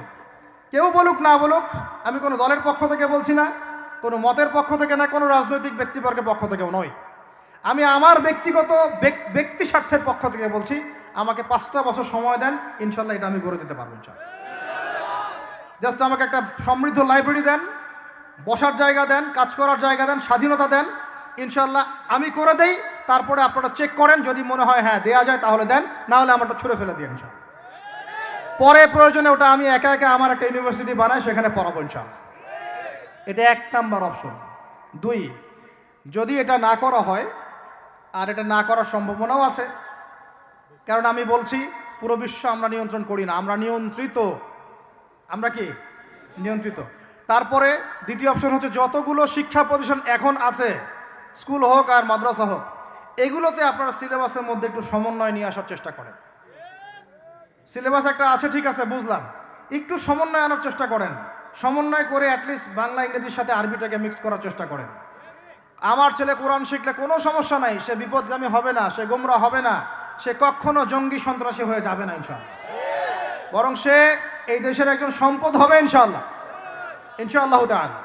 তো এত ভয় কিসের? কোরআনকে এত ভয় কেন করেন? নবীর সুন্নতকে এত ভয় করেন কেন? সমস্যাটা হচ্ছে কোরআন হাদিসের সঠিক ব্যাখ্যাটা না প্রচার করার কারণে কোনো ক্ষেত্রে মানুষ উগ্র হয়ে যাচ্ছে, এটা সত্য। কিন্তু আমরা সেই উগ্রতা ছড়াতে চাই না, আমরা কোনো বিচ্ছিন্ন জনগোষ্ঠী নই, আর আমাদের কোনো গোপন কোনো এজেন্ডাও নাই। আমাদের এজেন্ডা একদম স্পষ্ট পরিষ্কার। আমরা মুসলমানদের মধ্যে নৈতিকতা চাই, সুন্দর শিক্ষানীতি চাই, হালাল অর্থনীতি চাই, এবং হালালভাবে বেঁচে খেয়ে আল্লাহর ইবাদত করতে চাই, এতটুকুই। এর বেশি কিছুই আমরা চাই না। এর বেশি কিছু চান না? আল্লাহ পাক আমাদের সবাইকে তৌফিক দান করেন। তো এই 2 নাম্বার অপশনটাও এফেক্টিভ যদি আপনারা করতে পারেন। আর 2 নাম্বারও যদি কাজ না হয়, তাহলে 3 নাম্বার একটা অপশন খোলা থাকে, যে নতুন করে কিছু প্রতিষ্ঠান গড়ে তোলেন এবং সেই প্রতিষ্ঠানগুলোতে আপনি আপনার মতো করে সুন্দর সিলেবাস মেনটেন করে আপনার বাচ্চাদেরকে পড়ানোর চেষ্টা করেন, যেখানে বাংলা, ইংরেজি, অঙ্ক এগুলোও থাকবে, জেনারেল শিক্ষাও থাকবে এবং ইসলামিক শিক্ষাও থাকবে। এছাড়া আমার মনে হয় না এই প্রজন্মকে বাঁচানোর চতুর্থ কোনো রাস্তা বাকি আছে। যদি থাকে আপনারা আমাকে জানায়। ভিতরের চোখ দিয়ে কি শিক্ষা বোঝাতে পেরেছি ভাই? আর দুইটা জাস্ট বুঝাই ছেড়ে দেবো, দুইটা ধৈর্য ধরেন। ভিতরের চোখ দিয়ে এবার সংস্কৃতি বোঝেন। কি বুঝবেন? ভিতরের চোখ দিয়ে যদি দেখেন, দেখবেন আমাদের মুসলমানদের সংস্কৃতির মধ্যে এখন সব বিজাতীয় সংস্কৃতি ঢুকে গেছে। একটা বাড়িতে, একটা বিয়ে বাড়িতে যদি গানও বাজে, সেটাও বাজবে হিন্দি গান, সেটাও বাজবে ইংলিশ গান। মানে আপনি গানটাও যদি শুনেনও একটা বাংলা গান শুনতে পারেন না, কারণ যে বাংলা ভাষার জন্য আপনি জীবন দিয়েছেন বলে দাবি করছেন, ওই চেতনাও আপনার মধ্যে আর বাকি নাই। ভাষার দিবস যখন আসে আমরা তখন একটা শোডাউন করার চেষ্টা করি, শহীদ মিনারে ফুল দেওয়ার চেষ্টা করি, আর সারা বছর আমার বাসা চলে হিন্দি গান, ইংরেজি গান ইত্যাদি ইত্যাদি, হিন্দি সিনেমা, ইংরেজি সিনেমা। তো সংস্কৃতির কোন জায়গায় বাঙালিত্ব ধরে রাখতে পারলাম? পোশাক আশাক পরছি, কোন পোশাকটা বাঙালির সাথে মেলে? জুব্বা, দাড়ি টুপি, নাকি জিন্সের প্যান্ট আর গেঞ্জি? বলেন। শেরে বাংলা একে ফজলুল হকের দিকে তাকান, মৌলানা ভাসানের দিকে তাকান, বঙ্গবন্ধু শেখ মুজিবুর রহমানের দিকে তাকান, তাদের পোশাকগুলোকে দেখেন। কি পোশাক ছিল? Shirt pant, shirt pant. তাহলে আপনি পড়েছেন কেন? এত বাঙালি বাঙালি করে চিৎকার করেন, তাহলে আপনি এগুলো পড়ছেন কেন? কথা বলেন। আমাদের বাপ দাদারা বাঙালি ছিলেন, খাঁটি বাঙালি, তাহলে আমরা কেন এখন জয়ীফ বাঙালি হলাম কেন, জাল বাঙালি হলাম কেন? আপনার বাসার কমোড পর্যন্ত ইংরেজদের আদলে করা, সবকিছুই। খাবার অভ্যাস, খাদ্যাভ্যাস, আপনি পিৎজা বার্গার ছাড়া খাইতেই পারেন না, খাদ্যাভ্যাস ইংরেজদের। তারপরে খাওয়া হালাল না হারাম সেটা প্রশ্ন করছি না আমি, আপনি প্যাশনেট না তো আমাদের সংস্কৃতি নিয়ে।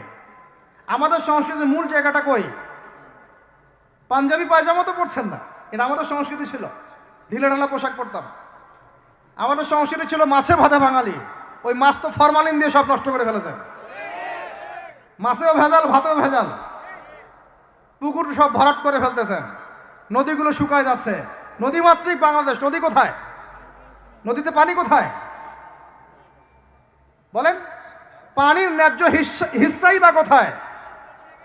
আমাদের কি পানির ন্যায্য হিস্সা দেয়া হচ্ছে?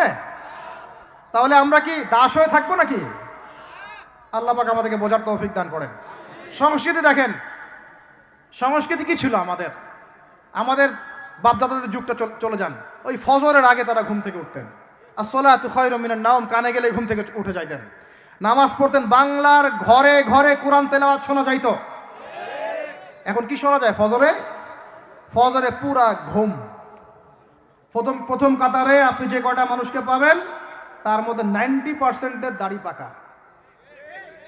যুবকদেরকে আপনি পাবেন না, এরা ঘুমাচ্ছে রাত 3টায় 4টায়, 3-4টা পর্যন্ত এরা ফেসবুক, ইউটিউব, টিকটক এবং মেয়েদের সাথে হারাম অ্যাফেয়ার্স।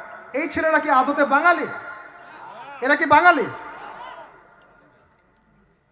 না আমরা মুসলমান হতে পেরেছি ঠিক মতো, না বাঙালি হতে পেরেছি ঠিক মতো। যখন ইংরেজ বিরোধী বিদ্রোহ চলছিল না, তখন বাঙালিরাও কবিতা লিখেছিল হিন্দিতে। আপনারা তো এগুলো হিস্ট্রি পড়েনও না। তখন তারা বলতেন, একটা স্লোগান দিতেন, सरफरोशी की तमन्ना अब हमारे दिल में है, देखना है जोर कितना बाजुए कातिल में है। বুঝেন না এই কথা? আমাদের মনের মধ্যে এখন সরফরোশি কি তামান্না, স্বাধীনতার চেতনা আমাদের মনের মধ্যে এসেছে। দেখার বাকি আছে জালেমের বাহুতে কত শক্তি আছে। আপনারা এখন কাজী নজরুল ইসলামের কবিতা পড়েন না। এক ভাই কবিতা আবৃত্তি করেছিলেন এখানে, খুব সুন্দর হয়েছে, মাশাআল্লাহ মাশাআল্লাহ। এগুলোর চর্চা কোথায়? সংস্কৃতি নিয়ে যে আমরা এত বড়াই করি, বলেন বাঙালির সংস্কৃতির চর্চা কোথায়? কাজী নজরুল ইসলামের কবিতা আমরা আমাদের পাঠ্যপুস্তকে পড়েছি। ওমর রাদিয়াল্লাহু আনহুকে নিয়ে কবিতা ছিল, মনে আছে? মনে নেই, ভুলে গেছেন? আমরা পড়েছি, মনে নেই আপনাদের? আস্তাগফিরুল্লাহ। উমর ইবনুল খাত্তাব, আমিরুল মুমিনিন, তোমার কি জানি, তোমার স্মৃতি আজানের ধ্বনি না, জানে না মুয়াজ্জিন, আমি ভুলে গেছি, অনেকদিন আগে পড়াইগুলো, আমি চর্চা এখন করি না। তো মুয়াজ্জিন জানে না যে হে আমিরুল মুমিনিন, তোমার স্মৃতিতেই এই আজান দেয়া হচ্ছে, মানে আমিরুল মুমিনিনের যে স্বপ্ন, এখান থেকে কিন্তু আজানের ইয়াটা আসছে। আর যায়েদ ইবনে সাবিত রাদিয়াল্লাহু আনহুর স্বপ্ন থেকে তিনি হেঁটে যাচ্ছেন, একবার উটের পিঠে ভৃত্যকে বসালেন আর ভৃত্যকে নামালেন, তিনি উঠলেন, উনি নামলেন, ভৃত্যকে উঠালেন, এভাবে পায়ে হেঁটে হেঁটে বাইতুল মুকাদ্দাস পর্যন্ত গেলেন। জানেন না আপনারা এগুলো ঘটনা? কোথায় এগুলো, কোথায় এখন বলেন? আছে পাঠ্যপুস্তকে? ঢাক, ঢোল, ডুগি, তবলা কি শুরু করেছেন আপনারা? আসলে আসলে বাঙালি সংস্কৃতি বলতে কি বোঝাচ্ছেন? আহমেদ সফার নাম শুনেছেন? তাকে ছাড়া আপনি বাঙালি সংস্কৃতি কোথায় পাবেন? এই বাঙালি সংস্কৃতির ভিতরে এই যে ওলামায়ে কেরামের অবদান, এটা আপনি কিভাবে অস্বীকার করছেন? আমরা এখন পড়ে আছি কয়েকটা বিষয় নিয়ে। দেখেন, গান বাজনা, ঢাকঢোল, ডুগি, তবলা এবং এমন কিছু সংস্কৃতির নামে কাজ যেগুলোর মধ্যে শিরক আছে অথবা বেদাত আছে অথবা কুফর। আপনি রাস্তায় হাঁটছেন বানরের মূর্তি নিয়ে, বানরের সাথে আপনার কি সম্পর্ক? বানরের সাথে বাঙালি সংস্কৃতির কি সম্পর্ক? আমরা কি বানর থেকে আসছি? তাহলে বানরের মূর্তি আমি হাটে নিয়ে হাঁটবো কেন? বানর থেকে আসছে কারা? ওই যে শনিবারে যারা মাছ ধরতে নিষেধ করা হয়েছিল, তারপরেও মাছ ধরেছে, আল্লাহ পাক বলছেন ওদেরকে বানর বানিয়ে দিয়েছে। জানেন না এটা? পড়েন, পড়াশোনা করেন। পড়াশোনা না করলে আমার সব কথা বুঝতে পারবেন না হয়তোবা। যদি বুঝতে না পারেন আরও একবার লেকচার শুনেন, রিপিটেড শুনেন, তারপরে আবার চেক করেন, ক্রস চেক করেন। একটা প্রজন্মকে আল্লাহ বানর বানিয়ে দিয়েছিলেন, কোরআনে দলিল আছে। আমরা কি সেই প্রজন্ম? তাহলে বানরের মূর্তি নিয়ে রাস্তায় হাঁটবো কেন? কেন আপনি পেঁচার সাথে আপনার কি সম্পর্ক? পেঁচা কি আমার ভাগ্যের প্রতীক? হাত থেকে যদি কিছু পড়ে যায়, আমাদের অনেকে বলে যে একটু বসে যান, অমঙ্গল হতে পারে। চিরুনি পড়ে গেলে বলে যে মেহমান আসতে পারে। বিড়াল সামন দিয়ে চলে গেলে বলে একটু বসে যায়, অমঙ্গল হতে পারে। ইসলাম কি বলছে জানেন? যখনই মনের মধ্যে কোনো কুলক্ষণ আসবে, আপনি পড়বেন, আমার সাথে বলেন, আপনি পড়বেন আল্লাহুম্মা লা খায়রা ইল্লা খায়রুক ওয়ালা আল্লাহুম্মা লা তায়রা ইল্লা তায়রুক ওয়ালা খায়রা ইল্লা খায়রুক ওয়ালা ইলাহা গায়রুক। মানে আল্লাহ, আপনার দেয়া কল্যাণ ছাড়া কোনো কল্যাণ নাই, আপনার দেয়া অকল্যাণ ছাড়া কোনো অকল্যাণও নাই, আপনি ছাড়া কোনো ইলাহ নাই। এই হলো মুসলমানের আকীদা। তো এখানে পেঁচার সাথে আপনার সংস্কৃতি কি সম্পর্ক? পেঁচা অমঙ্গলের লক্ষণ। তো এগুলো কি শুরু করেছি আমরা? যে কোনো একটা বিষয় নিয়ে যদি আলোচনা করতে চান, আসেন, বসেন, আমরা বসি, আলোচনা করি, সমাধানের পথ খুঁজি, প্রতিভাকে মূল্যায়ন করেন। ইউসুফ আলাইহিস সালাম বলেছিলেন যে আমি বিশ্বস্ত আস্থাভাজন, আমাকে এই খাজানার দায়িত্ব দেন। কে বলেছিল? ইউসুফ আলাইহিস সালাম। কখনো কখনো দায়িত্ব চেয়ে নেওয়া জায়েজ, যখন দেখবেন দায়িত্ব নেয়ার যোগ্য কোনো মানুষ নাই। কিন্তু যে পদ্ধতিতে এখন মানুষ দায়িত্ব চাচ্ছে, ওই পদ্ধতি তো ইসলাম সমর্থন করছে না। হচ্ছে যে এইটা তো সিস্টেম না, প্রতিভাকে মূল্যায়ন করতে হবে। আপনাদেরকে আল্লাহ পাক তৌফিক দান করেন, বলেন আমিন। এখন কথা হচ্ছে সংস্কৃতি যদি আপনি ভিতরে চোখ দিয়ে দেখেন, দেখবেন টপ টু বটম আপনি সংস্কৃতি ফলো করছেন। আপনার খাওয়া, আপনার রুচি, আপনার অভ্যাস, আপনার পছন্দ, আপনার বিয়ের অনুষ্ঠান, আপনার জন্মদিন, আপনার মায়ের ওই কি বার্ষিকী, বাবার ওই বার্ষিকী, যা যা করতেছেন সব কিছু কার অনুসরণ করতেছেন আপনারা? একটা ভবন উদ্বোধন করবেন, খুচুত করে একটা ফিতা কাটলেন, কাইটটা মাশাআল্লাহ পায়রা আপনি উড়াই দিলেন। তো এই পাখি কি আমার কল্যাণ নিয়ে আসবে? হ্যাঁ, এই পায়রা আমার কল্যাণ নিয়ে আসতে পারে? ওইখানে দাঁড়ায় 2 রাকাত নামাজ তো পড়তে পারতেন, পরে আল্লাহর কাছে দোয়া করতে পারতেন, আল্লাহ আমি এই কাজটা শুরু করলাম, আল্লাহ তুমি বরকত দান করো।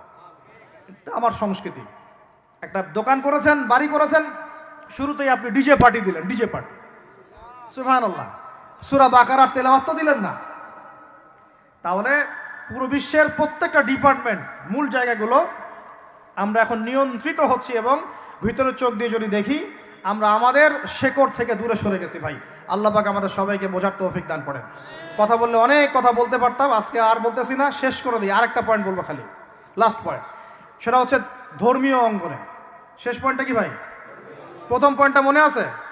ভিতরে চোখ দিয়ে দেখবেন পুরো বিশ্বের ভূ রাজনীতি, ভিতরের চোখ দিয়ে দেখবেন পুরো বিশ্বের অর্থনীতি, ভিতরের চোখ দিয়ে দেখবেন পুরো বিশ্বের কি শিক্ষানীতি, ভিতরের চোখ দিয়ে দেখবেন পুরো বিশ্বের সংস্কৃতি, আর ভিতরের চোখ দিয়ে দেখবেন পুরো বিশ্বের ধর্মতাত্ত্বিক অবস্থা। আমি অন্যান্য ধর্মগ্রন্থগুলো নিয়ে কথা বলছি না, ওগুলো আমি স্টাডি করছি, ইনশাল্লাহ ওগুলো নিয়ে পরে কথা হবে।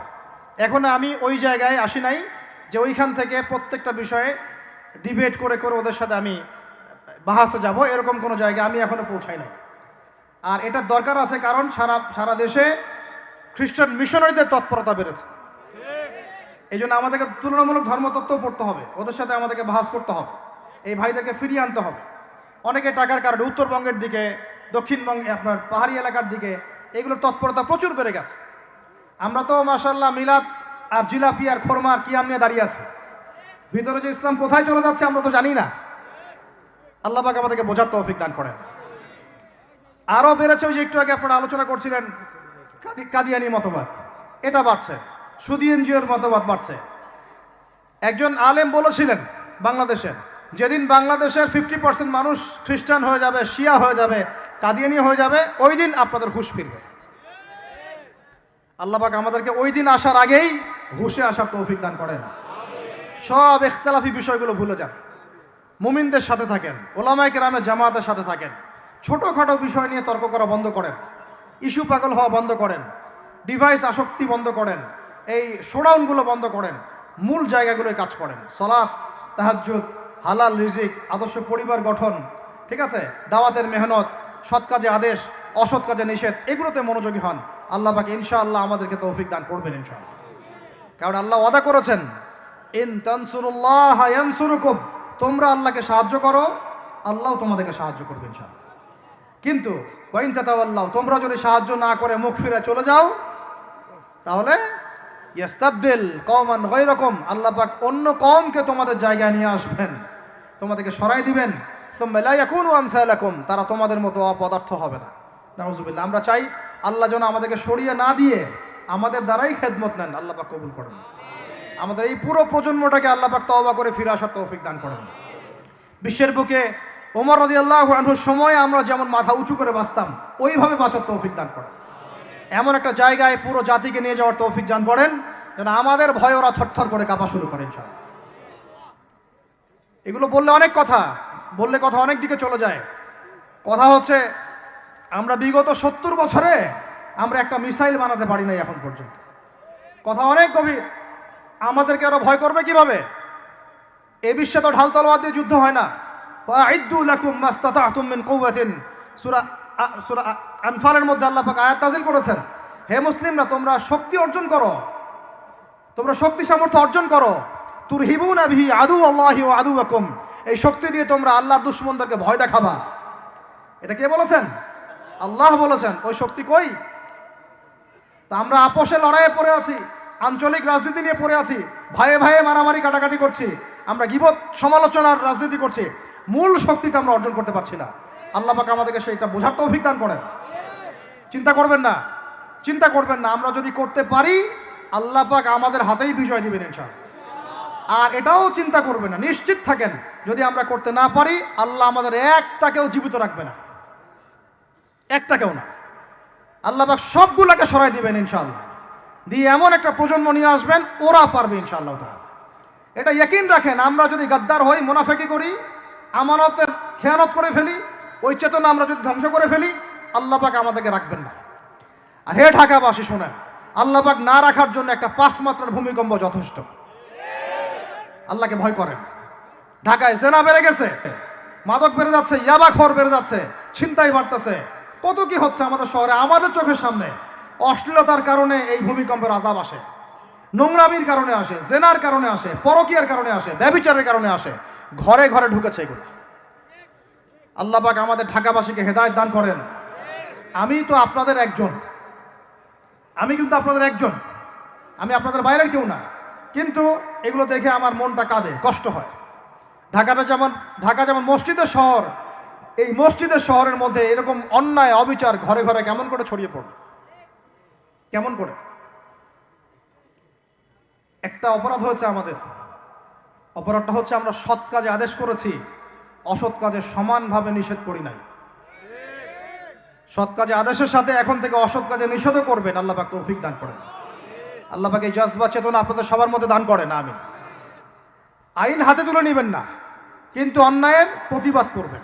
অন্যায়ের কি করবেন? প্রতিবাদ করবেন। শেষ পয়েন্টটা বলি, ধর্মীয় অবস্থাটা কি? ভিতরে চোখ দিয়ে দেখেন। আপনার কাছে মনে হচ্ছে আমরা সবাই সংখ্যায় অনেক বেশি, কোটি কোটি মুসলমান, এত এত মুসলিম রাষ্ট্র, এত এত তেল, এত এত মিলিটারি পাওয়ার, ইত্যাদি ইত্যাদি, এত সংগঠন, অনেক কিছু, এত ধর্মীয় দল, এত আলেম ওলামা। বাস্তবিক অর্থে ভিতরের চোখ দিয়ে যদি আপনি দেখেন, দেখবেন যে আমরা সংখ্যায় বেশি হওয়ার সত্ত্বেও আপোষে অসংখ্য দলে বিভক্ত হয়ে গেছে। যতক্ষণ পর্যন্ত আমরা ইউনাইটেড হচ্ছি না, ধর্মতাত্ত্বিকভাবে একটা জায়গায় আসছি না, একটা জামাআ ফর্ম করছি না, একটা ইমারা কায়েম করছি না, এবং আমাদের মধ্যে একজন আমিরুল মুমিনিন নির্ধারণ করছি না, ততক্ষণ পর্যন্ত আপনি আল্লাহর রাস্তায় দিন ইকামত করতে পারবেন না। এটা আমাদের মূল সমস্যা, মূল গোড়ার সমস্যা। আর এই সমস্যাটাকে আম জনগণ কোনোভাবে উস্কে দিবেন না। আপনারা ওলামায়ে কেরামদের মধ্যে বিভক্তি বাড়াই দিবেন না, উস্কে দিবেন না, অনলাইন গরম করবেন না, চুপ করে থাকবেন। কিছু বলার যদি না থাকে চুপ করে থাকেন, তা বলার দরকার নাই। ওলামায়ে কেরামদেরকে একটা জায়গায় বসতে দেন। তারা যদি একটা জায়গায় বসে, একটা টেবিলে বসে, একে অপরের সাথে মোয়ানাকা করে, চা খায়, সালাম বিনিময় করে, ইনশাআল্লাহ দেখবেন ঐক্য হয়ে গেছে ইনশাআল্লাহ। এবং ওলামায়ে কেরামরা যখন আমাদের রাজনীতিবিদদের সাথে থাকবেন, একটা ঐক্যবদ্ধ শক্তি হবে, তখন দেখবেন রাষ্ট্র, অর্থনীতি, রাজনীতি এবং ধর্মতাত্ত্বিক সব দিক দিয়ে এগিয়ে যাবেন ইনশাআল্লাহ। এই জিনিসটার ঘাটতি আছে আমাদের মধ্যে। আমরা অনেক সময় মনে করি ও পলিটিশিয়ানের সাথে আমার চলার দরকার নাই, ও তাগুত, ও কাফের, ও মুশরিক, ও এটা ওইটা। দেখেন, নবী করিম সাল্লাল্লাহু আলাইহি ওয়াসাল্লামকে সবচেয়ে বেশি সাপোর্ট করেছেন তার চাচা আবু তালেব। আবু তালেব মুসলমান হননি শেষ পর্যন্ত। তার বাসাতে তিনি থেকেছেন, বড় হয়েছেন, ব্যবসা করেছেন। চাচাকে কালিমা পড়াতে পারেন নাই, দ্বীনের পথে আনতে পারেন নাই। তাই বলে কি তিনি চাচার সঙ্গ ছেড়ে দিয়েছিলেন? আমরা সবাই নিজেকে আলাদা বিভক্ত মনে করি। নসিহতের মধ্য দিয়ে, সদুপদেশের মধ্য দিয়ে, একটা ভ্রাতৃত্বের বন্ধনের মধ্য দিয়ে। সবাই তো আর খারাপ না রে ভাই, সবাই কি খারাপ? এখানে অনেক অসংখ্য ভালো মানুষ আছেন, প্রত্যেকটা সেক্টরে আছে। আপনার আমার চেয়ে বেশি ইমানদার আছে, আপনি জানেন না। প্রত্যেক ডিপার্টমেন্টে আপনার আমার চেয়ে বড় বড় ইমানদাররা আছে, কিন্তু পরিবেশ পরিস্থিতির কারণে হয়তোবা তারা তাদের ইমানটাকে জাহির করতে পারছে না। আমরা উগ্র হব না, তাদের প্রতি আমরা নসিহত করব, নরম হব, সবর করব, দাওয়াত দিব, এবং তাদেরকেও আমরা আমাদের একটা প্ল্যাটফর্মে আনার চেষ্টা করবো ইনশাআল্লাহ। এভাবে যখন আস্তে আস্তে মেহনতগুলো বাড়তে থাকবে, 10টা বছর দেখেন, 10টা বছর পরে দেখবেন চিত্র পাল্টে গেছে ইনশাআল্লাহ। তবে এই দায়িত্বটা কোনো বক্তার একার নয়, কোনো আলেমের একার নয়, কোনো এমপি সাহেবের একার নয়, মন্ত্রী সাহেবের একার নয়, কোনো সরকার প্রধানের একার নয়। এখানে আপনার আমার সবার ভূমিকা আছে। সবাই যার যার জায়গা থেকে যদি আমরা ভূমিকা পালন করতে ব্যর্থ হই, এগুলো স্বপ্ন থেকে যাবে, কোনোদিন বাস্তবায়ন করতে পারবেন না। সবাই যার যার জায়গা থেকে কাজ যদি ঠিকমতো করি, ইনশাআল্লাহ দেখবেন আমরা ওই সোনার বাংলা ঠিকই গঠন করবো ইনশাআল্লাহ। আল্লাহ পাক আমাদের সবাইকে ধর্মীয় অঙ্গনের ভেদাভেদটাকে দূর করার তৌফিক দান করেন। ধর্মীয় অঙ্গনের ভেদাভেদটা সবচেয়ে কালো হয়েছে আমাদের জন্য। ধার্মিকরা যদি একটা জায়গায় থাকতেন, তারা যদি সমাজের মধ্যে এরকম বিভিন্ন দলে দলে বিভক্ত হয়ে আলাদা আলাদা হয়ে না যেতেন, তাহলে দেখতেন আজকে থেকে 40 বছর আগেই বাংলার জমিনে দিন কায়েম হয়ে যেত। আল্লাহ রাব্বুল আলামিন আমাদেরকে ভিতরের চোখ জাগ্রত করার তৌফিক দান করেন। আর যারা স্পষ্ট মুশরিক, স্পষ্ট শিরিক করছে, স্পষ্ট বেদাতি এবং স্পষ্ট মুনাফিক, যারা জালেমের পক্ষ নেয়, ওদের সাথে ঐক্যের কোনো দরকার নাই। ওদেরকে ছাড়াই আমরা চলবো ইনশাআল্লাহ। সময় ওদেরকে মিটিয়ে ফেলবে ইনশাআল্লাহ। সময়ের স্রোতে ওরা ধুলার মতো উড়ে যাবে ইনশাআল্লাহ, কিচ্ছু করতে পারবে না ইনশাআল্লাহ। কারণ মুনাফিকদের সাথে ঐক্য হয় না। মুনাফিকদের সাথে কি ঐক্য হয়? মুনাফিকদের সাথে ঐক্য হয় না, মুশরিকদের সাথে ঐক্য হয় না। এবং যারা পাক্কা মুশরিক, পাক্কা বিদাতি, তাদের সাথে কিন্তু ঐক্য হয় না। তো এই জিনিসগুলো আমরা অ্যাভয়েড করে মুমিনদের জামাকে নিয়ে ঐক্যবদ্ধ হয়ে সামনের দিকে এগিয়ে যাবো ইনশাআল্লাহ। আল্লাহ পাক আমাদের সমস্ত ওলামায়ে কেরামদেরকে দীর্ঘ নেক হায়াত দারাজ করেন, তাদেরকে এক প্ল্যাটফর্মে বসার তৌফিক দান করেন। আলেম ওলামাদের সাথে আমাদের সরকার প্রধানদের একটা মৈত্রী এবং মিলবন্ধন আল্লাহ পাক দান করেন। উভয়ের ভুল বোঝাবুঝি আল্লাহ পাক দূর করে দেন। উভয়কে আল্লাহ পাক এক টেবিলে বসার তৌফিক দান করেন। আল্লাহ পাক উভয়কে নিয়ে একটা শক্তিশালী রাষ্ট্র গঠনের তৌফিক দান করেন ইনশাআল্লাহ। দেখবেন যদি এভাবে আমরা কাজ করতে পারি। আর আমাদের তরুণদের দায়িত্ব কি? তরুণদের দায়িত্ব বড়রা যা বলবে ওইটা ফলো করে চল। আমাদের দায়িত্ব না যে আমরা নেতৃত্ব আসনটাতে খাপ করে কেড়ে নিয়ে বসবো, এটা আমাদের দায়িত্ব না। যদি আমরা যোগ্য হই, আল্লাহ পাক যদি কবুল করেন, আল্লাহই আপনাকে উঁচু জায়গায় নিয়ে যাবেন স্যার। আমরা খালি চোখ কান খোলা রেখে সত্য মিথ্যা পার্থক্য করব, আমাদের বড়দের সামনে এটাকে উপস্থাপন করব। তারা যদি মুনাসিব মনে করেন, আমাদেরকে তাদের জায়গায় নিয়ে যাবেন স্যার। এবং আমাদের কাজ হচ্ছে ইলম অর্জন করা, তাজকিয়া অর্জন করা, বেশি বেশি আমল করা এবং ওলামায়ে কেরামের সহবতে থাকা। এবং এই জাতিটাকে নিজের একক জাতি মনে করা, আলাদা মনে না করা। আমরা সবাই মিলে এক জাতি, মনে রাখবেন, আমরা সবাই মিলে এক জাতি। সরকার, প্রশাসন, আমজনগণ, ওলামায়ে কেরাম, যুবক যুবতী, তরুণ তরুণী, আমাদের সন্তানরা, সবাই মিলে আমরা একটা মুসলিম জাতি। মনে থাকবেন ইনশাআল্লাহ। বিভক্তির দিকে যাবেন না, ঐক্যবদ্ধ থাকেন, বিজয় আমাদের হবে ইনশাআল্লাহ।